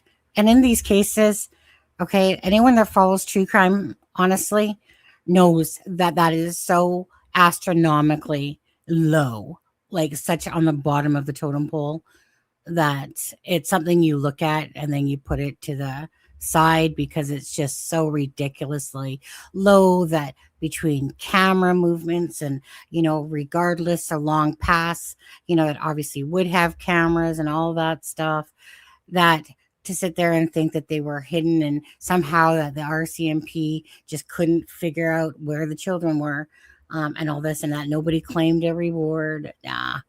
The most logical thing is that the children are no longer with us.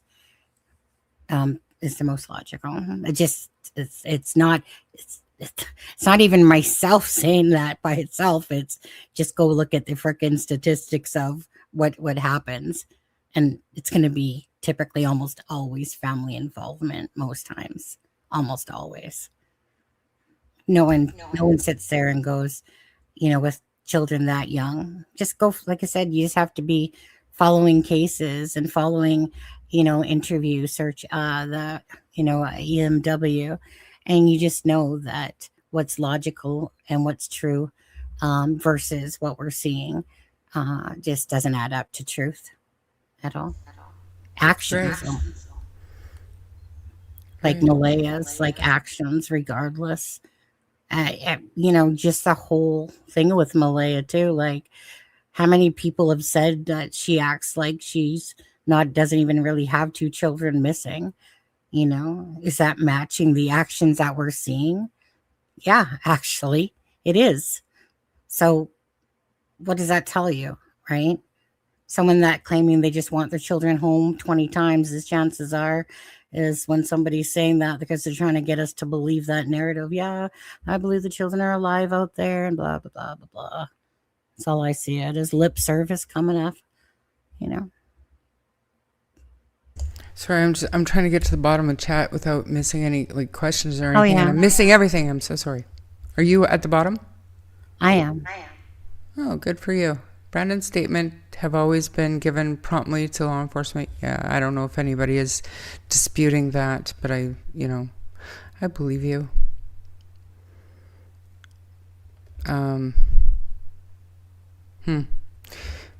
So what else, Sonny?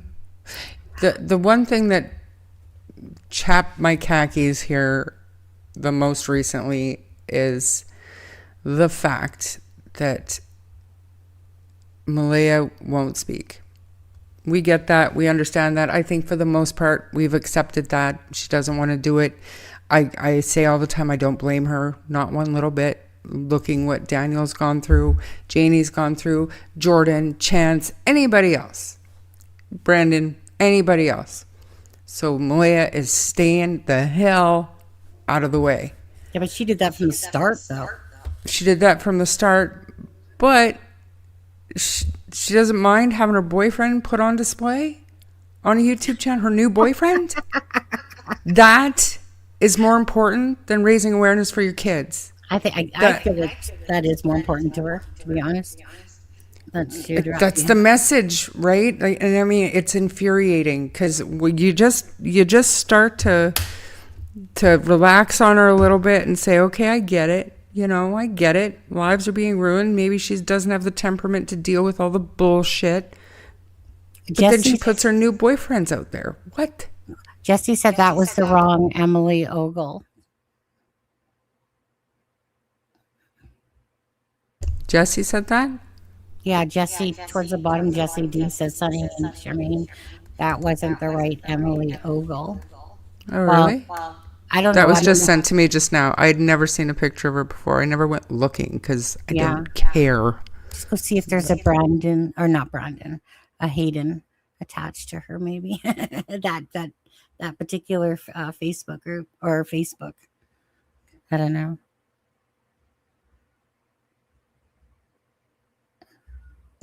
I'd like to ask Daniel why he said there was no Tylenol in the house. If he just said it to shut down the questions. The docs say they bought Tylenol for baby M earlier in the week. I think that was Wednesday. And I don't know. The question I had asked him, he said they didn't have any children's melatonin in the house, Tash. Maybe I missed something, but I don't know. Appears there's something wrong with the audio. Go figure. You know what bugs me a little bit about that is that on the Thursday, which we all know is just like, is that Janie said that she gave the kids snacks and that the kids were outside and then, whatever, came home, bugs, whatever. And then she says that, Daniel was waiting for Daniel to help her with the fence, but then she goes off into dinner. At what time? Says she goes off to dinner and doesn't know, where the kids are at that point. So why was Daniel just fixing the fence by himself at that point? Then, because it's like Daniel saying, well, he was out there till basically it went dark. So, but yet Janie's saying that I'm pretty sure Janie's not, most people aren't going to be like, well, it's like 8:30, time to go make dinner now. So I just find the whole Thursday thing just, that Daniel doesn't remember if Malaya or the kids were awake or not. At some point he says that Malaya was sleeping, but then, when it comes to Thursday, Charmaine. Yeah, Wednesday also has me too, Wednesday? because we're going to Patty's house and then leaving there, and I just recently heard this, leaving there around 7 p.m. and going to Walmart, and they got home around 10. Yeah. And that's just, I don't know, but there seems to be quite a bit of time there, because it doesn't take that long to get home from Walmart. So what exactly, what did you buy in Walmart to be there that long, with children who are supposedly sick, staying home from school, and you've got them out at 10 p.m. at night. What? Right. Yeah. But like I said, there's just, again, it's just typical in these type of cases too. Brain fog, sleeping, oh, look at that. horrendous timeline. Yeah, did I step into the twilight zone? That's what this case is like. Absolutely. But the thing is that the truth isn't. And when the truth comes out, you're going to see how much more simple this is. Just like what we talk about Occam's razor, right? This case reminds me, like I said, a little bit of Barry Morphew. It starts off like this. I saw it for this. And then it branches off into all these strange other things. And then people, right? And then it starts getting into conspiracies or this and that.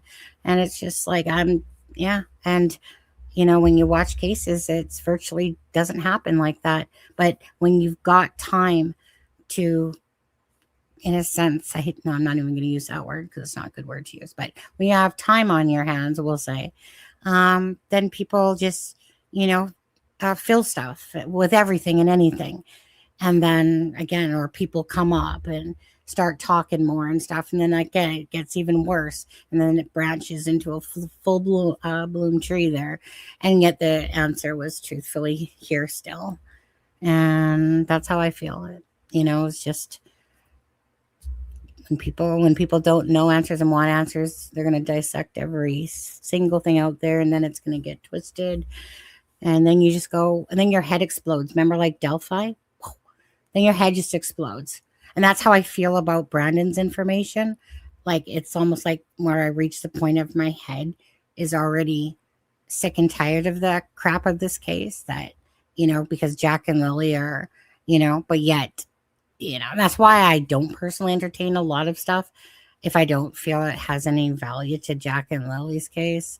I feel like this is worth looking at, but does it make a difference to me? So there's 3 or 5 or 6 possibly. At least it, I don't know. Just truth is right there. But how do you figure out the truth if you don't even know who's telling the truth? The truth doesn't change, so it's unfortunate. But again, none of this information. This shows the experience of one person who was searching, possibly came across some items that were turned in as evidence, maybe saw some family doing some shady shit. But at the end of the day, I don't think that we're going to take Brandon's information and eureka figure out what happened to Jack and Lily. You know what I mean? Like, well, as much as I would love it, it's just not. Down the rabbit hole, right? Sammy, hold on a second. Sammy from Miami, eh? You changed your name, I see. It was Sammy A. Miami, yeah. But she's from Ontario. Hey, Sammy. Yeah. My brain just hurt. Like it does. Probably hurts the most just because it's about 2 children named Jack and Lily. That's right. And what happened to them, and why can't anybody speak the truth, and why isn't their mother looking for them? That's the question on my mind lately. The 1-year search, there she was. I'm sorry. Like I said, that just made me personally want to vomit. Yeah, upchuck a few cups when I saw that. No, sorry, I'm not buying. And I mean, if we're being hopeful, we're holding on to hope. We think the kids are what? Nobody on that side is saying publicly that they think somebody hurt the kids or anybody specific hurt the kids. But so then what are you looking in the woods for? Right. What are you looking for? You think that they freaking built a little island or something within there and started making mud pies to eat and something, but yet you're claiming that you believe that they're alive, but you're looking in the woods, or at least you're there for support for the people. Like, come on now. In the same area that's been searched and searched and searched and searched and searched. So we are all in some sort of Groundhog Day. I'm not going to be put off by all this nonsense. Anyone lying will get their karma and will be exposed. I will save my rage for then, but it's not going away. Fair enough. Yeah. Yeah, Preach it, to be honest, because that's the truth of it. that's right. I mean, there's only so much. There's nothing any YouTuber can do. All we can do is keep talking about the information that comes out. Yeah. You know, keep their names out there, their faces, the tip line out there. Only put in credible, verifiable information, people. Which is another thing that pisses me off. Drone, whatever, Damien. And tell him I said that too. Who's Damien? Damien is, he was former Please Bring Me Home. He's local. He's got a drone. He does a lot with search and rescue. He was a moderator for Shenanigans for a long time and kind of got himself mixed up in some of the drama. And Poor Damien. absolutely nothing but respect for Damien. But if you got it in with the RCMP so that they can tell you they're fully aware of people pressuring them to put out information that's critical to the case, tell them I said give me a motherfucking break, okay? With the Anita stuff and some of the other stuff that's coming out, give me just a small break. Yeah. They can rule out abduction. They can rule out that somebody was doing something, had somebody on Leo's list, and the bullshit. Give me a break. Now I'm going to get mad. Stop it. Don't even get me started on the freaking drones over Daniel's house protecting him. Now protecting him, okay, I think that's a little bit odd, I will say. However, I have seen videos of the drones above his house and as well as above Jordan's house. So I mean, it's a real thing, but why are they there? For real. I don't know. People. Yeah. Yeah. And right. And I don't get me wrong. I absolutely feel like they're not watching Daniel to protect him. You'd have to be a fool to think that, to be honest with you. Like, no one's going to sit there and go, you know what, Daniel, you were special. We're going to use some resources just to protect you. I mean, and yeah, okay, I threw it into AI and it pretty much laughed back at me as well, you know, when I put that in there. Because they're not going to waste money. Like, for the fact of finding answers for Jack and Lily, sure. Do a lot of people have drones out there? For sure, right? I mean, they're just getting more and more and more. You know, I probably agree with Daniel at some points. There's freaking like lights in the sky there, but are they literally just sitting there going, you know what? Daniel's going to go take a, you know, freaking for a walk. Let's, you know, throw out the drone again up there and, you know, watch him. But I think it's when he said, okay, sorry, Sherman, but I think it was when he said that the helicopters, that whenever he goes into a place with no service, that they have helicopters to come find him. Did he say that on my stream or on your stream? Because 9.5 hours, man, I cannot get through your entire stream, but my stream, I missed it. I mean, a 2-hour bath every day, you can do it. Even I couldn't remember most of my own stream. I just remember him saying that. And you guys tell me was it mine or Charmaine's stream? I just remember, I think it was yours actually. Yeah. And I just was like, dude, ain't new. I think Justin played it on his. Actually, yeah, Justin played it on his. So I'm taking that it was either from mine or your live. It has to be yours, man, because I don't think I would have missed that. And my chatters never would have let that go. Never. And I don't remember seeing anything on it. I don't know. When Justin played that yesterday, I was like, you have to be kidding me.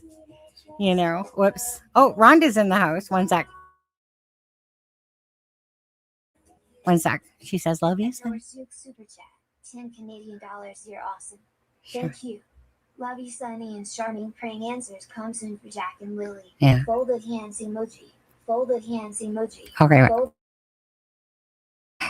Thank you, Rhonda. Rhonda, her husband's having a lot of health issues going on, so she doesn't necessarily keep up as much as she was doing before, but she's a regular. So I just want to say prayers to you and your husband on there. So thank you. But Charmaine, when he said that, I was just like, you got to be freaking kidding me. So they're sending helicopters for you when you enter a no service zone. got to be a hell of a lot of money. Yeah. But like, But like, come on. That's where you go. Are you on a different flight pattern than I am in the brain? I don't know.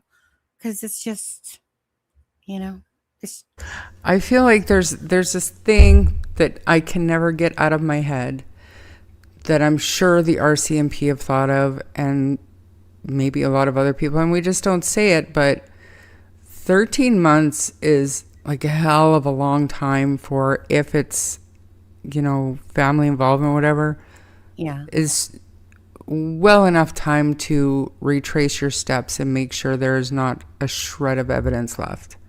So, is that for me? Damien, did you just become a member on my channel, or is that Sunny's? Thank you.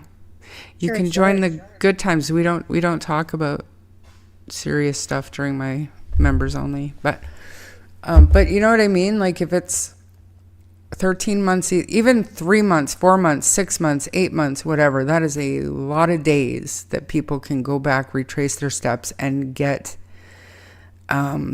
make sure everything is cleaned up, make sure there's nothing there to be found, because still, and granted, we don't know what the RCMP knows. We all know that now. But nothing in 13 months. We got a blanket, possible boot print, maybe Brandon's stuff that he says was turned in. That's it. And I'm sure they're not going to release any of the digital data, the forensics, nothing like that. I get it. And maybe they have more, but nothing's been found in the woods. Nothing. And I wonder why. Because even if they are in the woods, they didn't make it there. I think it's been cleaned up. Right. Absolutely. Right. I still think, regardless, because you have a comment here by this Stella person. Hi, Stella. And my information, there might be a huge surprise when the truth comes out about who really is responsible for the distance of the children. And that's just it, right? We all have our own thoughts about this case, or who's responsible and stuff like that. And like I said, I have my opinion just like everybody else. You guys have your own opinions. And, at the end of the day, everyone's entitled to their opinions. I don't, and Charmaine too, right? We don't believe in blocking people and stuff just because they have a difference of opinion, because you want people to have differences of opinions. You want to look the different ways, perhaps. But at the end of the day, still, the truth will come out when it comes out, when it's ready to come out. In the meantime, I'm just really disgusted about how this case has gone, and what we've watched. And it's just mind-blowing, because at the root of all this is 2 children. And what more precious things than 2 children? It's internally, Charmaine, I'm mad about both sides of the families, about how this case has been, treated for 2 missing children. Just the ridiculousness of it. It just... Yeah, I mean, you've got the 2 extremes, right? You've got crickets on the mother's side. Yeah. And, shit stirs speaking for her. And then you've got the other side doing what they're doing. Exactly. Jack and Lily are literally lost in all of the nonsense. And it keeps on coming. Yep. Because the RCMP won't clear any of the shit up and give us a direction to go for the verifiable, factual information. Help us help you. Oh, hold on a second. Oh, no, I think, okay. My bad. We both see the same things, that's all. Let me just do this quickly. Colleen, thank you for the super chat. JJ, that's Charmaine's. Thanks for the super chat for her. Jam to the gem. Charmaine, that should be used on that one. Little Black Bear, I believe that's for you. Pinky is a member for 2 months. I honestly, I can't tell the difference who's who here.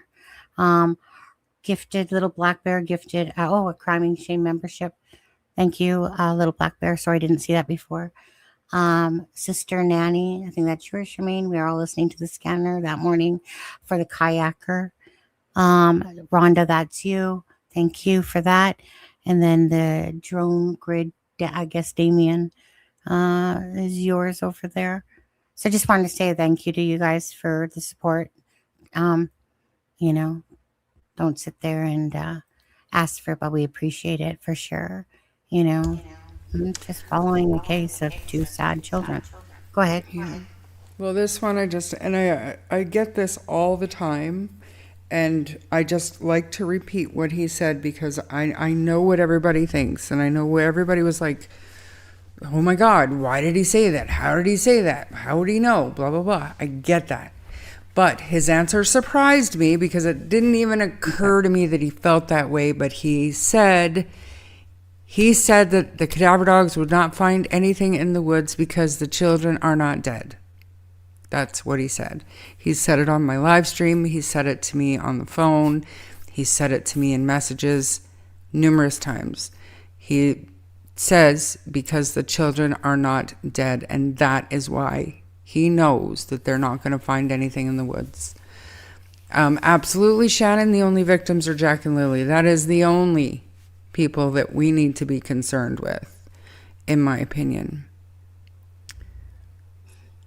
Yeah, but his theory that he came out with on your channel was just absurd in itself as well. That has been something that has been circulating for a long time in certain circles, and it's all revolving around child trafficking. Yeah. And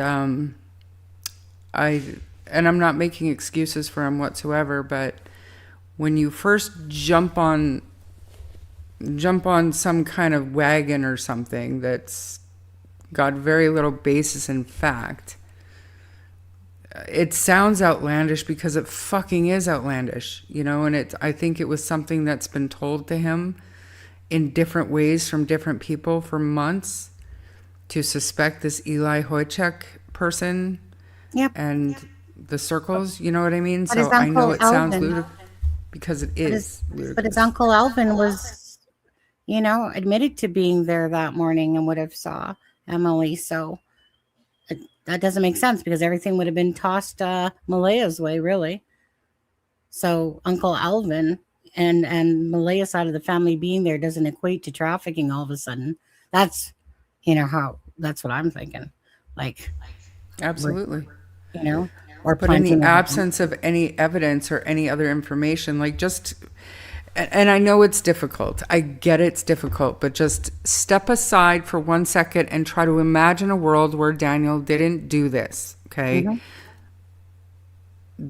What are the answers that are left? What are the possibilities that are left that we've heard about? Abduction, child trafficking, same thing.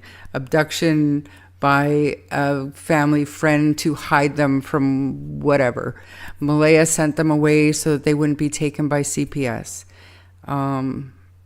Somebody took them to get them away and something went wrong and the children passed away.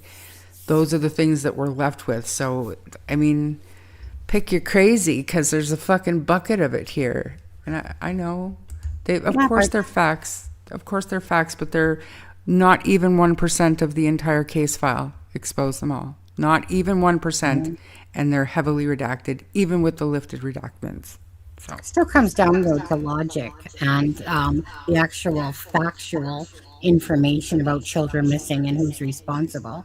So you need those, like you said, I mean, I've looked at it, tried to look at it many times with Daniel, myself, you know, take him out of the equation, you know, to look at it from the side, and it always comes back to the same thing, is that there's nothing logical about hiding these children, that Malaya would have any purpose herself of doing all this. There's no sense to make sense out of that at all, you know. I mean, Sunny, can you shoot Bossman a message there and ask if those drones blink red and blue? Oh, I guess so. Yeah, give me a second. Let me see if he's around. They'd be above his house too, right? Right, absolutely. Let me ask him about that. Hey, good question. Never thought to ask him about that, Charmaine. Okay, I'll be right back. Let me just see if he's around. I know he was in here earlier. Child trafficking BS came from Anita. Actually, fishing in a boat, that came out a lot, a long time ago. And I didn't even want to touch it because the thought of it, and people, don't take this the wrong way, but people were hopeful that they had been taken and trafficked. And I'm like, in what reality is that a positive outcome? Do you know what I mean? Like, I didn't even want to touch the possibility. So it was long before Anita came out publicly with her stuff. What names, Gren? There are so many that you don't want to say 3 times in a row. JJ, thank you so much for that. Jack and Lily are thought of every day. Yes. Yes. And we talked about mental health. We need to take care of ourselves as well. If we're going to do anybody any good, we have to be good for ourselves too, right? So did Bossman say something in here? I didn't see. My chat is kind of messed up, guys. It keeps freezing and then it loads like 50 messages. So I apologize. I'm missing lots. I don't see him saying anything, but he is typing back to me right now. So we'll see. See what he says. Artemisia, I'm sorry, said thank you, boss man.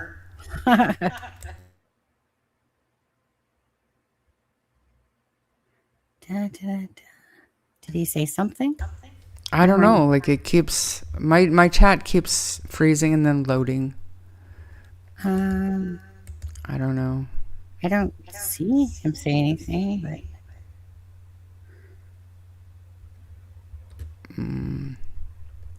yeah, I don't know. I mean, I saw him earlier. But Yeah, he was definitely here earlier. I haven't seen him since, though. no, I haven't seen a comment myself. Does anyone see a comment from Bossman1234 or 11234? I don't see him in this one, so he's got to be. Oh, maybe he said it in mine, but wouldn't we see it? When we would see it both, right? If you did. We would both see it. I just happened to glance into Facebook Messenger, and apparently somebody is live and he's been muted the entire time. That's amazing. Mosquito. I love that. He's been muted where? For the entire time he's been live. I'm not going to mention any names, but it's pretty funny. Oh.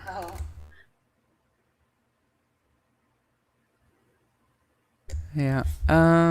What else? If you see a drone flashing red and blue simultaneous in a strobe-like pattern, it is likely a police or LE drone.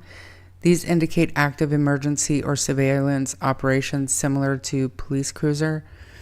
Julie, that's what Daniel thinks, that they're RCMP drones. He believes that they're there for his protection, and has also said to me that he knows they're there watching him, but he believes it's to protect him. Oh, thanking him in advance? Okay. Thank you for that. Michelle, none of that. We just take people at face value, take the information that they want to give, their answers as they are on the face, and we will dissect. Okay. From the dispatch audio, the chopper story doesn't add up. Okay. Chopper request was 11:04, I believe. Trip to Shuby to refuel. Interesting. Travel time from the other incident was over an hour. Recalling assets from the woods. Debrief 2 hours at least until on scene.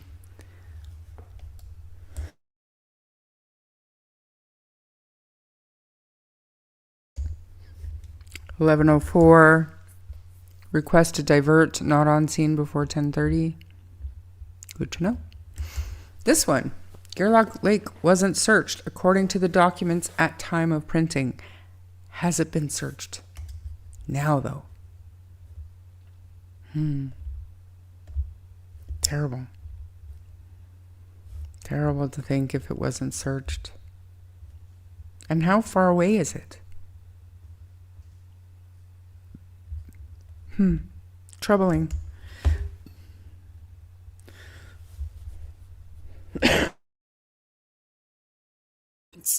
Still waiting. I just see bubbles. Doesn't he use voice message? Like voice notes? Sometimes he does. Tell him to get up here so he can just answer the question. He doesn't have to stay long. But Thanks, Mickey Mac. Z28 Super Chat. 10 Canadian dollars. You're awesome. Thank you. Oh, It's really great to see you both on this subject. Justice to Jack and Lily. God love. this one should be yours. Thank you, Mick Mac. Always nice to see you. I think this one's yours, Charmaine. Pinky. Yeah. sorry, Pinky. Thank you so much. That's very, very kind of you. I'm sorry, you guys. Like, I'm not seeing any of this. No? Michelle, he would still be able to see them. He would still be able to see drones flying down above Daniel's place. He would. But yes, thank you so much, Pinky. I just my chat will freeze and then it loads a bunch of messages. So One sec, Charmaine. okay, sorry. Are you getting a message or?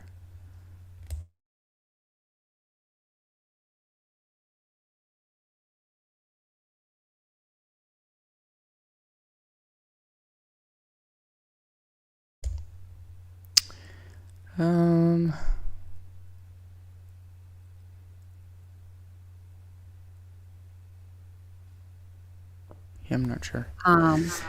Okay, so I'll put out a little bit of what he said. First of all, I think his first statement is Daniel needs to lay off the fucking mouth. That he's not innocent. And then he says something about, but at some point in time, he's seen drones. In some points, yes, but not 40 or 50. I think as Daniel stated. So far, I mean, I asked him another question again, but it's kind of like, yeah, has there been drones? Sometimes, but I don't think what Daniel's claiming. Sometimes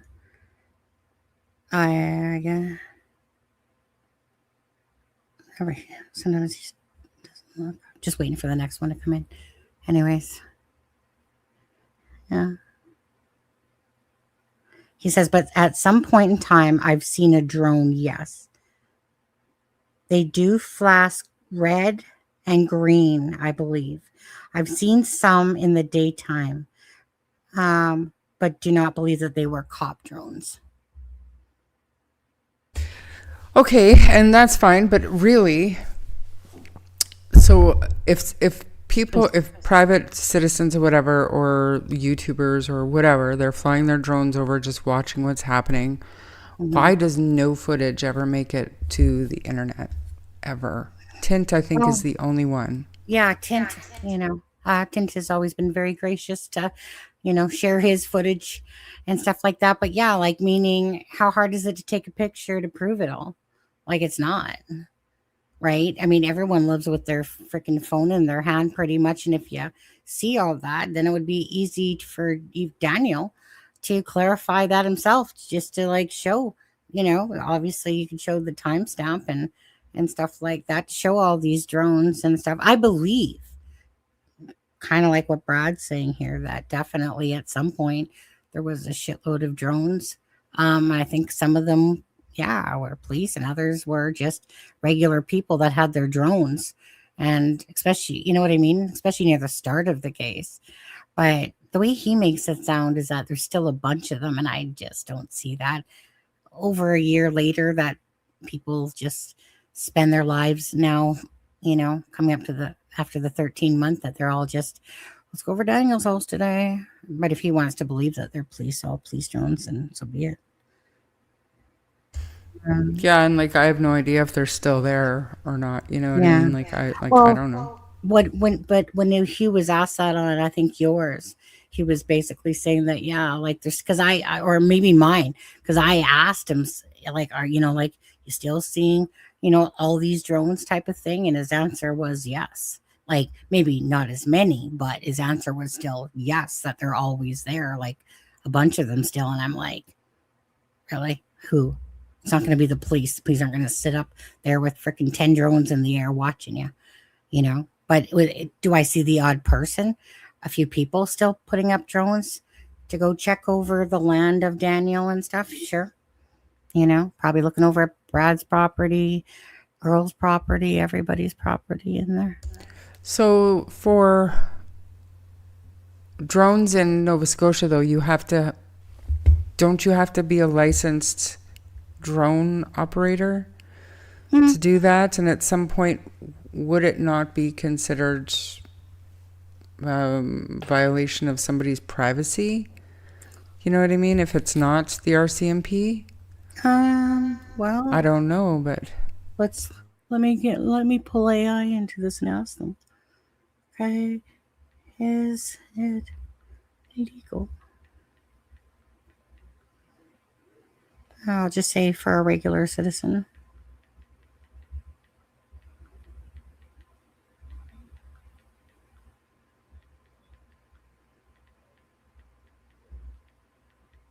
Mm-hmm. Okay, let's see what AI says. Searching the web.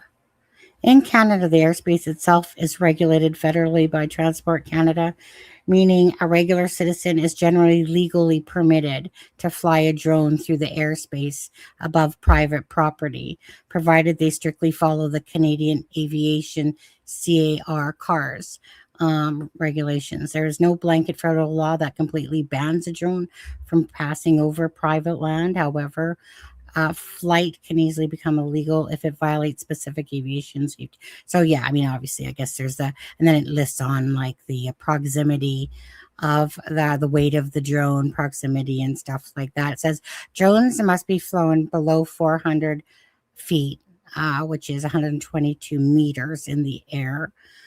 Drones cannot be flown within 5.6 kilometers of an airport. So, I mean, the answer is yes. Regular people can, fly drones as long as they're following the rules and regulations of Canada transport. Yes, Sunny does like her AI. I do. We are not the same, but I appreciate that, Sunny. Thank you. Yeah. Well, thank you. It's one of those things. Like I said, Sherman, I mean, I love this world of AI technology. Hey, tell me what the best recipe is to build, blah, blah, blah, blah, blah.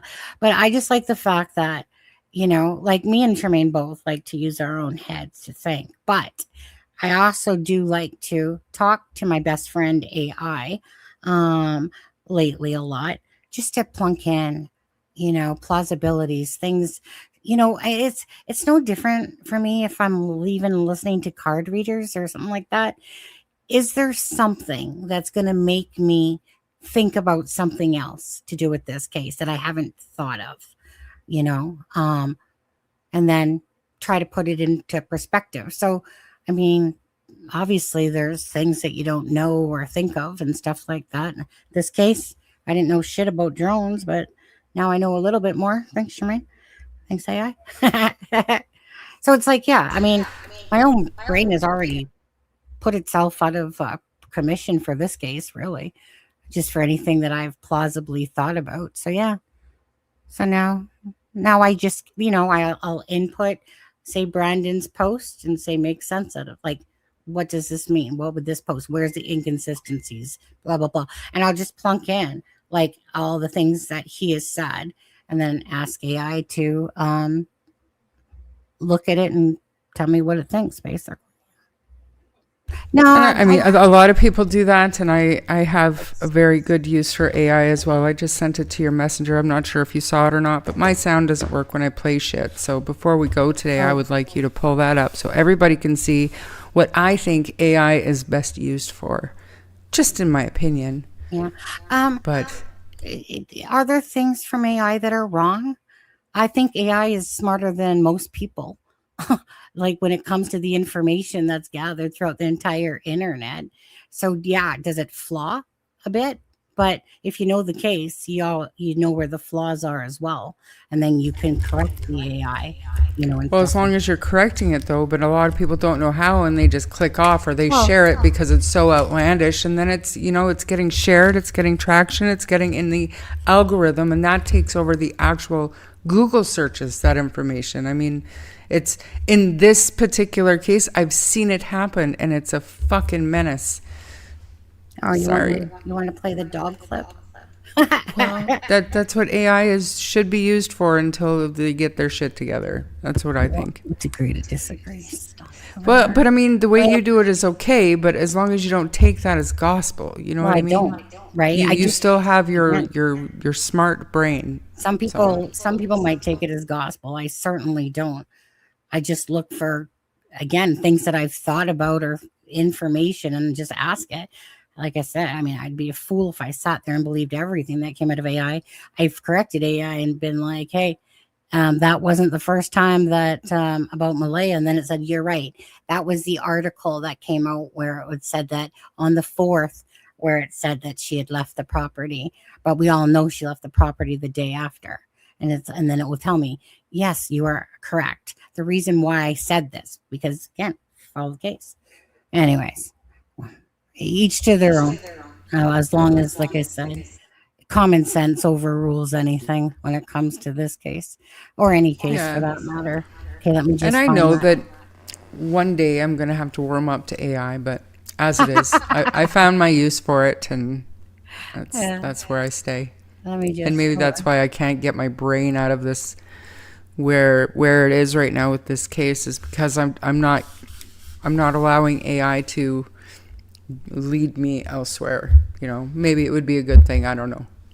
I wanted to give me other options I might not have thought about. So if it's saying about something, then I just want to, like I said, okay, well, never really thought about that.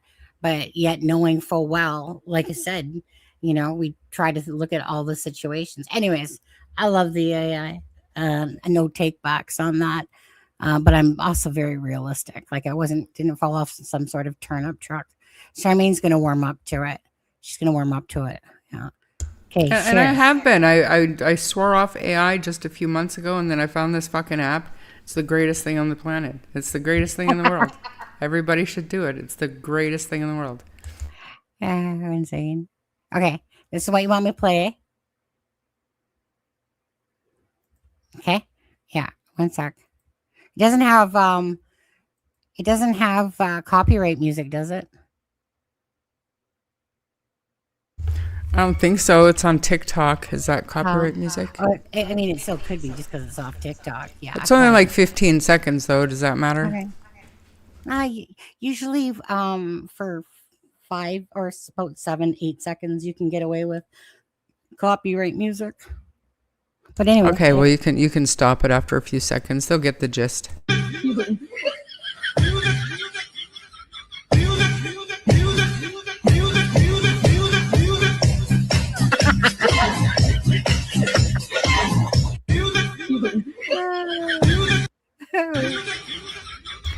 Tell me that's not the greatest thing in the world.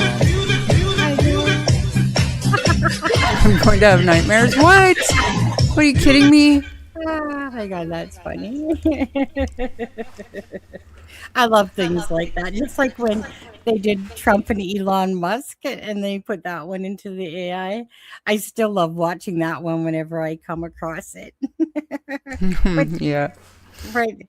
But it's just obviously, I mean, I had a golden retriever back in 2000 and 12 was when it is my golden retriever was killed. But I mean, dogs are so amazing. They're so awesome. But yeah, that we can actually watch stuff like this now. The only thing is, I'll have to say with AI, is that as much as I think that it's kind of like the internet, right? It's meant for good use, but so many people use it for bad use as well. But it's one of those things that you don't even know sometimes if you're watching an AI video because it's getting to the point of ridiculous. Like, when you're like, everything you have to question now when you're watching a video, like the ones, like say a person's driving, you know, and then a bear comes right up to the door of the thing and whatever, and you have to wonder, is that AI? Or because we know that that can happen, but you have to keep wondering, was that just an AI video? You know, Yeah, there are two that right now, like real time, I am questioning if it's AI or not. It's two products. One is a dog groomer. It's this brush, and it looks just amazing, and it just takes the undercoat off. It's beautiful. And the other one is this attachment for your hose, and it's about this long. But apparently it's got some like pressurized mechanism in it, so you can turn your garden hose into a pressure washer without having to lug around a pressure washer. Right, But I'm right. watching it, and I'm like, okay, wait. Yeah. That's getting like real clean, like real far. You know what I mean? Like I'm questioning it as we speak. I Yeah. like considering buying both items and just not sure. Yeah, just imagine. And this is only the start.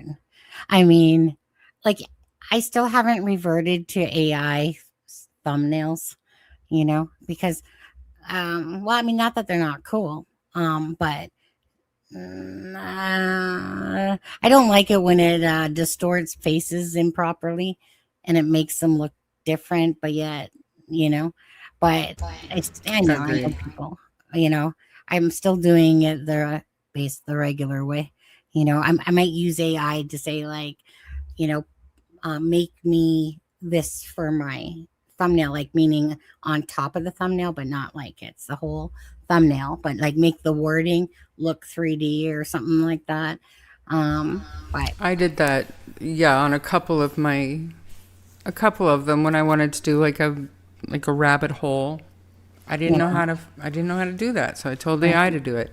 yeah, you know, but I mean, like I said, we're only in the beginning of this crap and stuff like that. And, you know, I don't know what YouTube, I mean, YouTube obviously, you know, is going to have to, I mean, I know that they've taken charge a little bit of stuff with AI, you know, but people can just pretty much build a channel, get it to create a video, take other people's content, put it together. You know, it's just kind of ridiculous, but whatever. Agreed. Yeah, Sarah's but got anyway. a good point. Your pause game is on point. Good job. Good pause. And you have to message me so I can make sure it's the same grooming tool because I will buy it, but too good to be true. No, Okay, I think I'm going to go. We're gonna get going. To be honest, Debbie. Sorry. Yeah, I mean, it's 8 o'clock. I have to work tomorrow, and my husband made some beautiful chicken stew, and we've been on this live for 2 hours and 32 minutes. So, got time to go. I got stuff to do. You know. Yeah, me too. I'm exhausted. I've been not doing well all week, so I just want to go back to my little corner and It's all enjoy Yeah. the darkness. I don't know. Oh, nice doing a live together with you. Nice to see you guys, and you know, obviously prayers always too. Oh, we have to obviously put this on stage. Yes. You know, to Jack and Lily, and you know, Absolutely. Always, always, first and foremost, keep Jack and Lily's names out there, their faces out there, and thanks, Sunny, for being here, and I will talk to you soon. And unless there's anything else, I'll go ahead and end it. yeah. Okay. Bev, I wish Bev was freaking here covering this case again. She was such a, you know, so smart and so knowledgeable, and she kept so much and all in her documents and stuff like that. And you know, just a great lady, great lady. Anyway, Her job is the reason why she had to step away. well, she remember she went to offered a new job, so then she had to like, you know, learn and stuff. So I'm not really sure, to be honest with you. You know, what type of time she does or doesn't have. Obviously, I think if she had the time, she'd probably be covering it more and stuff. But back then, I think she had the ability to do it more. Who knows? Don't know over the actual, but that's what I recall. Anyways, She probably sees the replays, so yeah. but Okay. just very intellectual. But anyways, you guys have a great night. Thanks, Charmaine. Thanks, you guys. Thank you, Sunny. And All right, just bye, guys. FYI for everybody, I have gone ahead and updated my outro. So everybody that complains to me after the fact, you're Right. welcome. What complaint did you have? Just some of the people that I was promoting in my intro were not returning the favor for me. So fair enough. Point taken. Job is done. Gotcha. We will see everybody ASAP. Jack and Lily, guys. Aye, aye. See you later. Have a good night.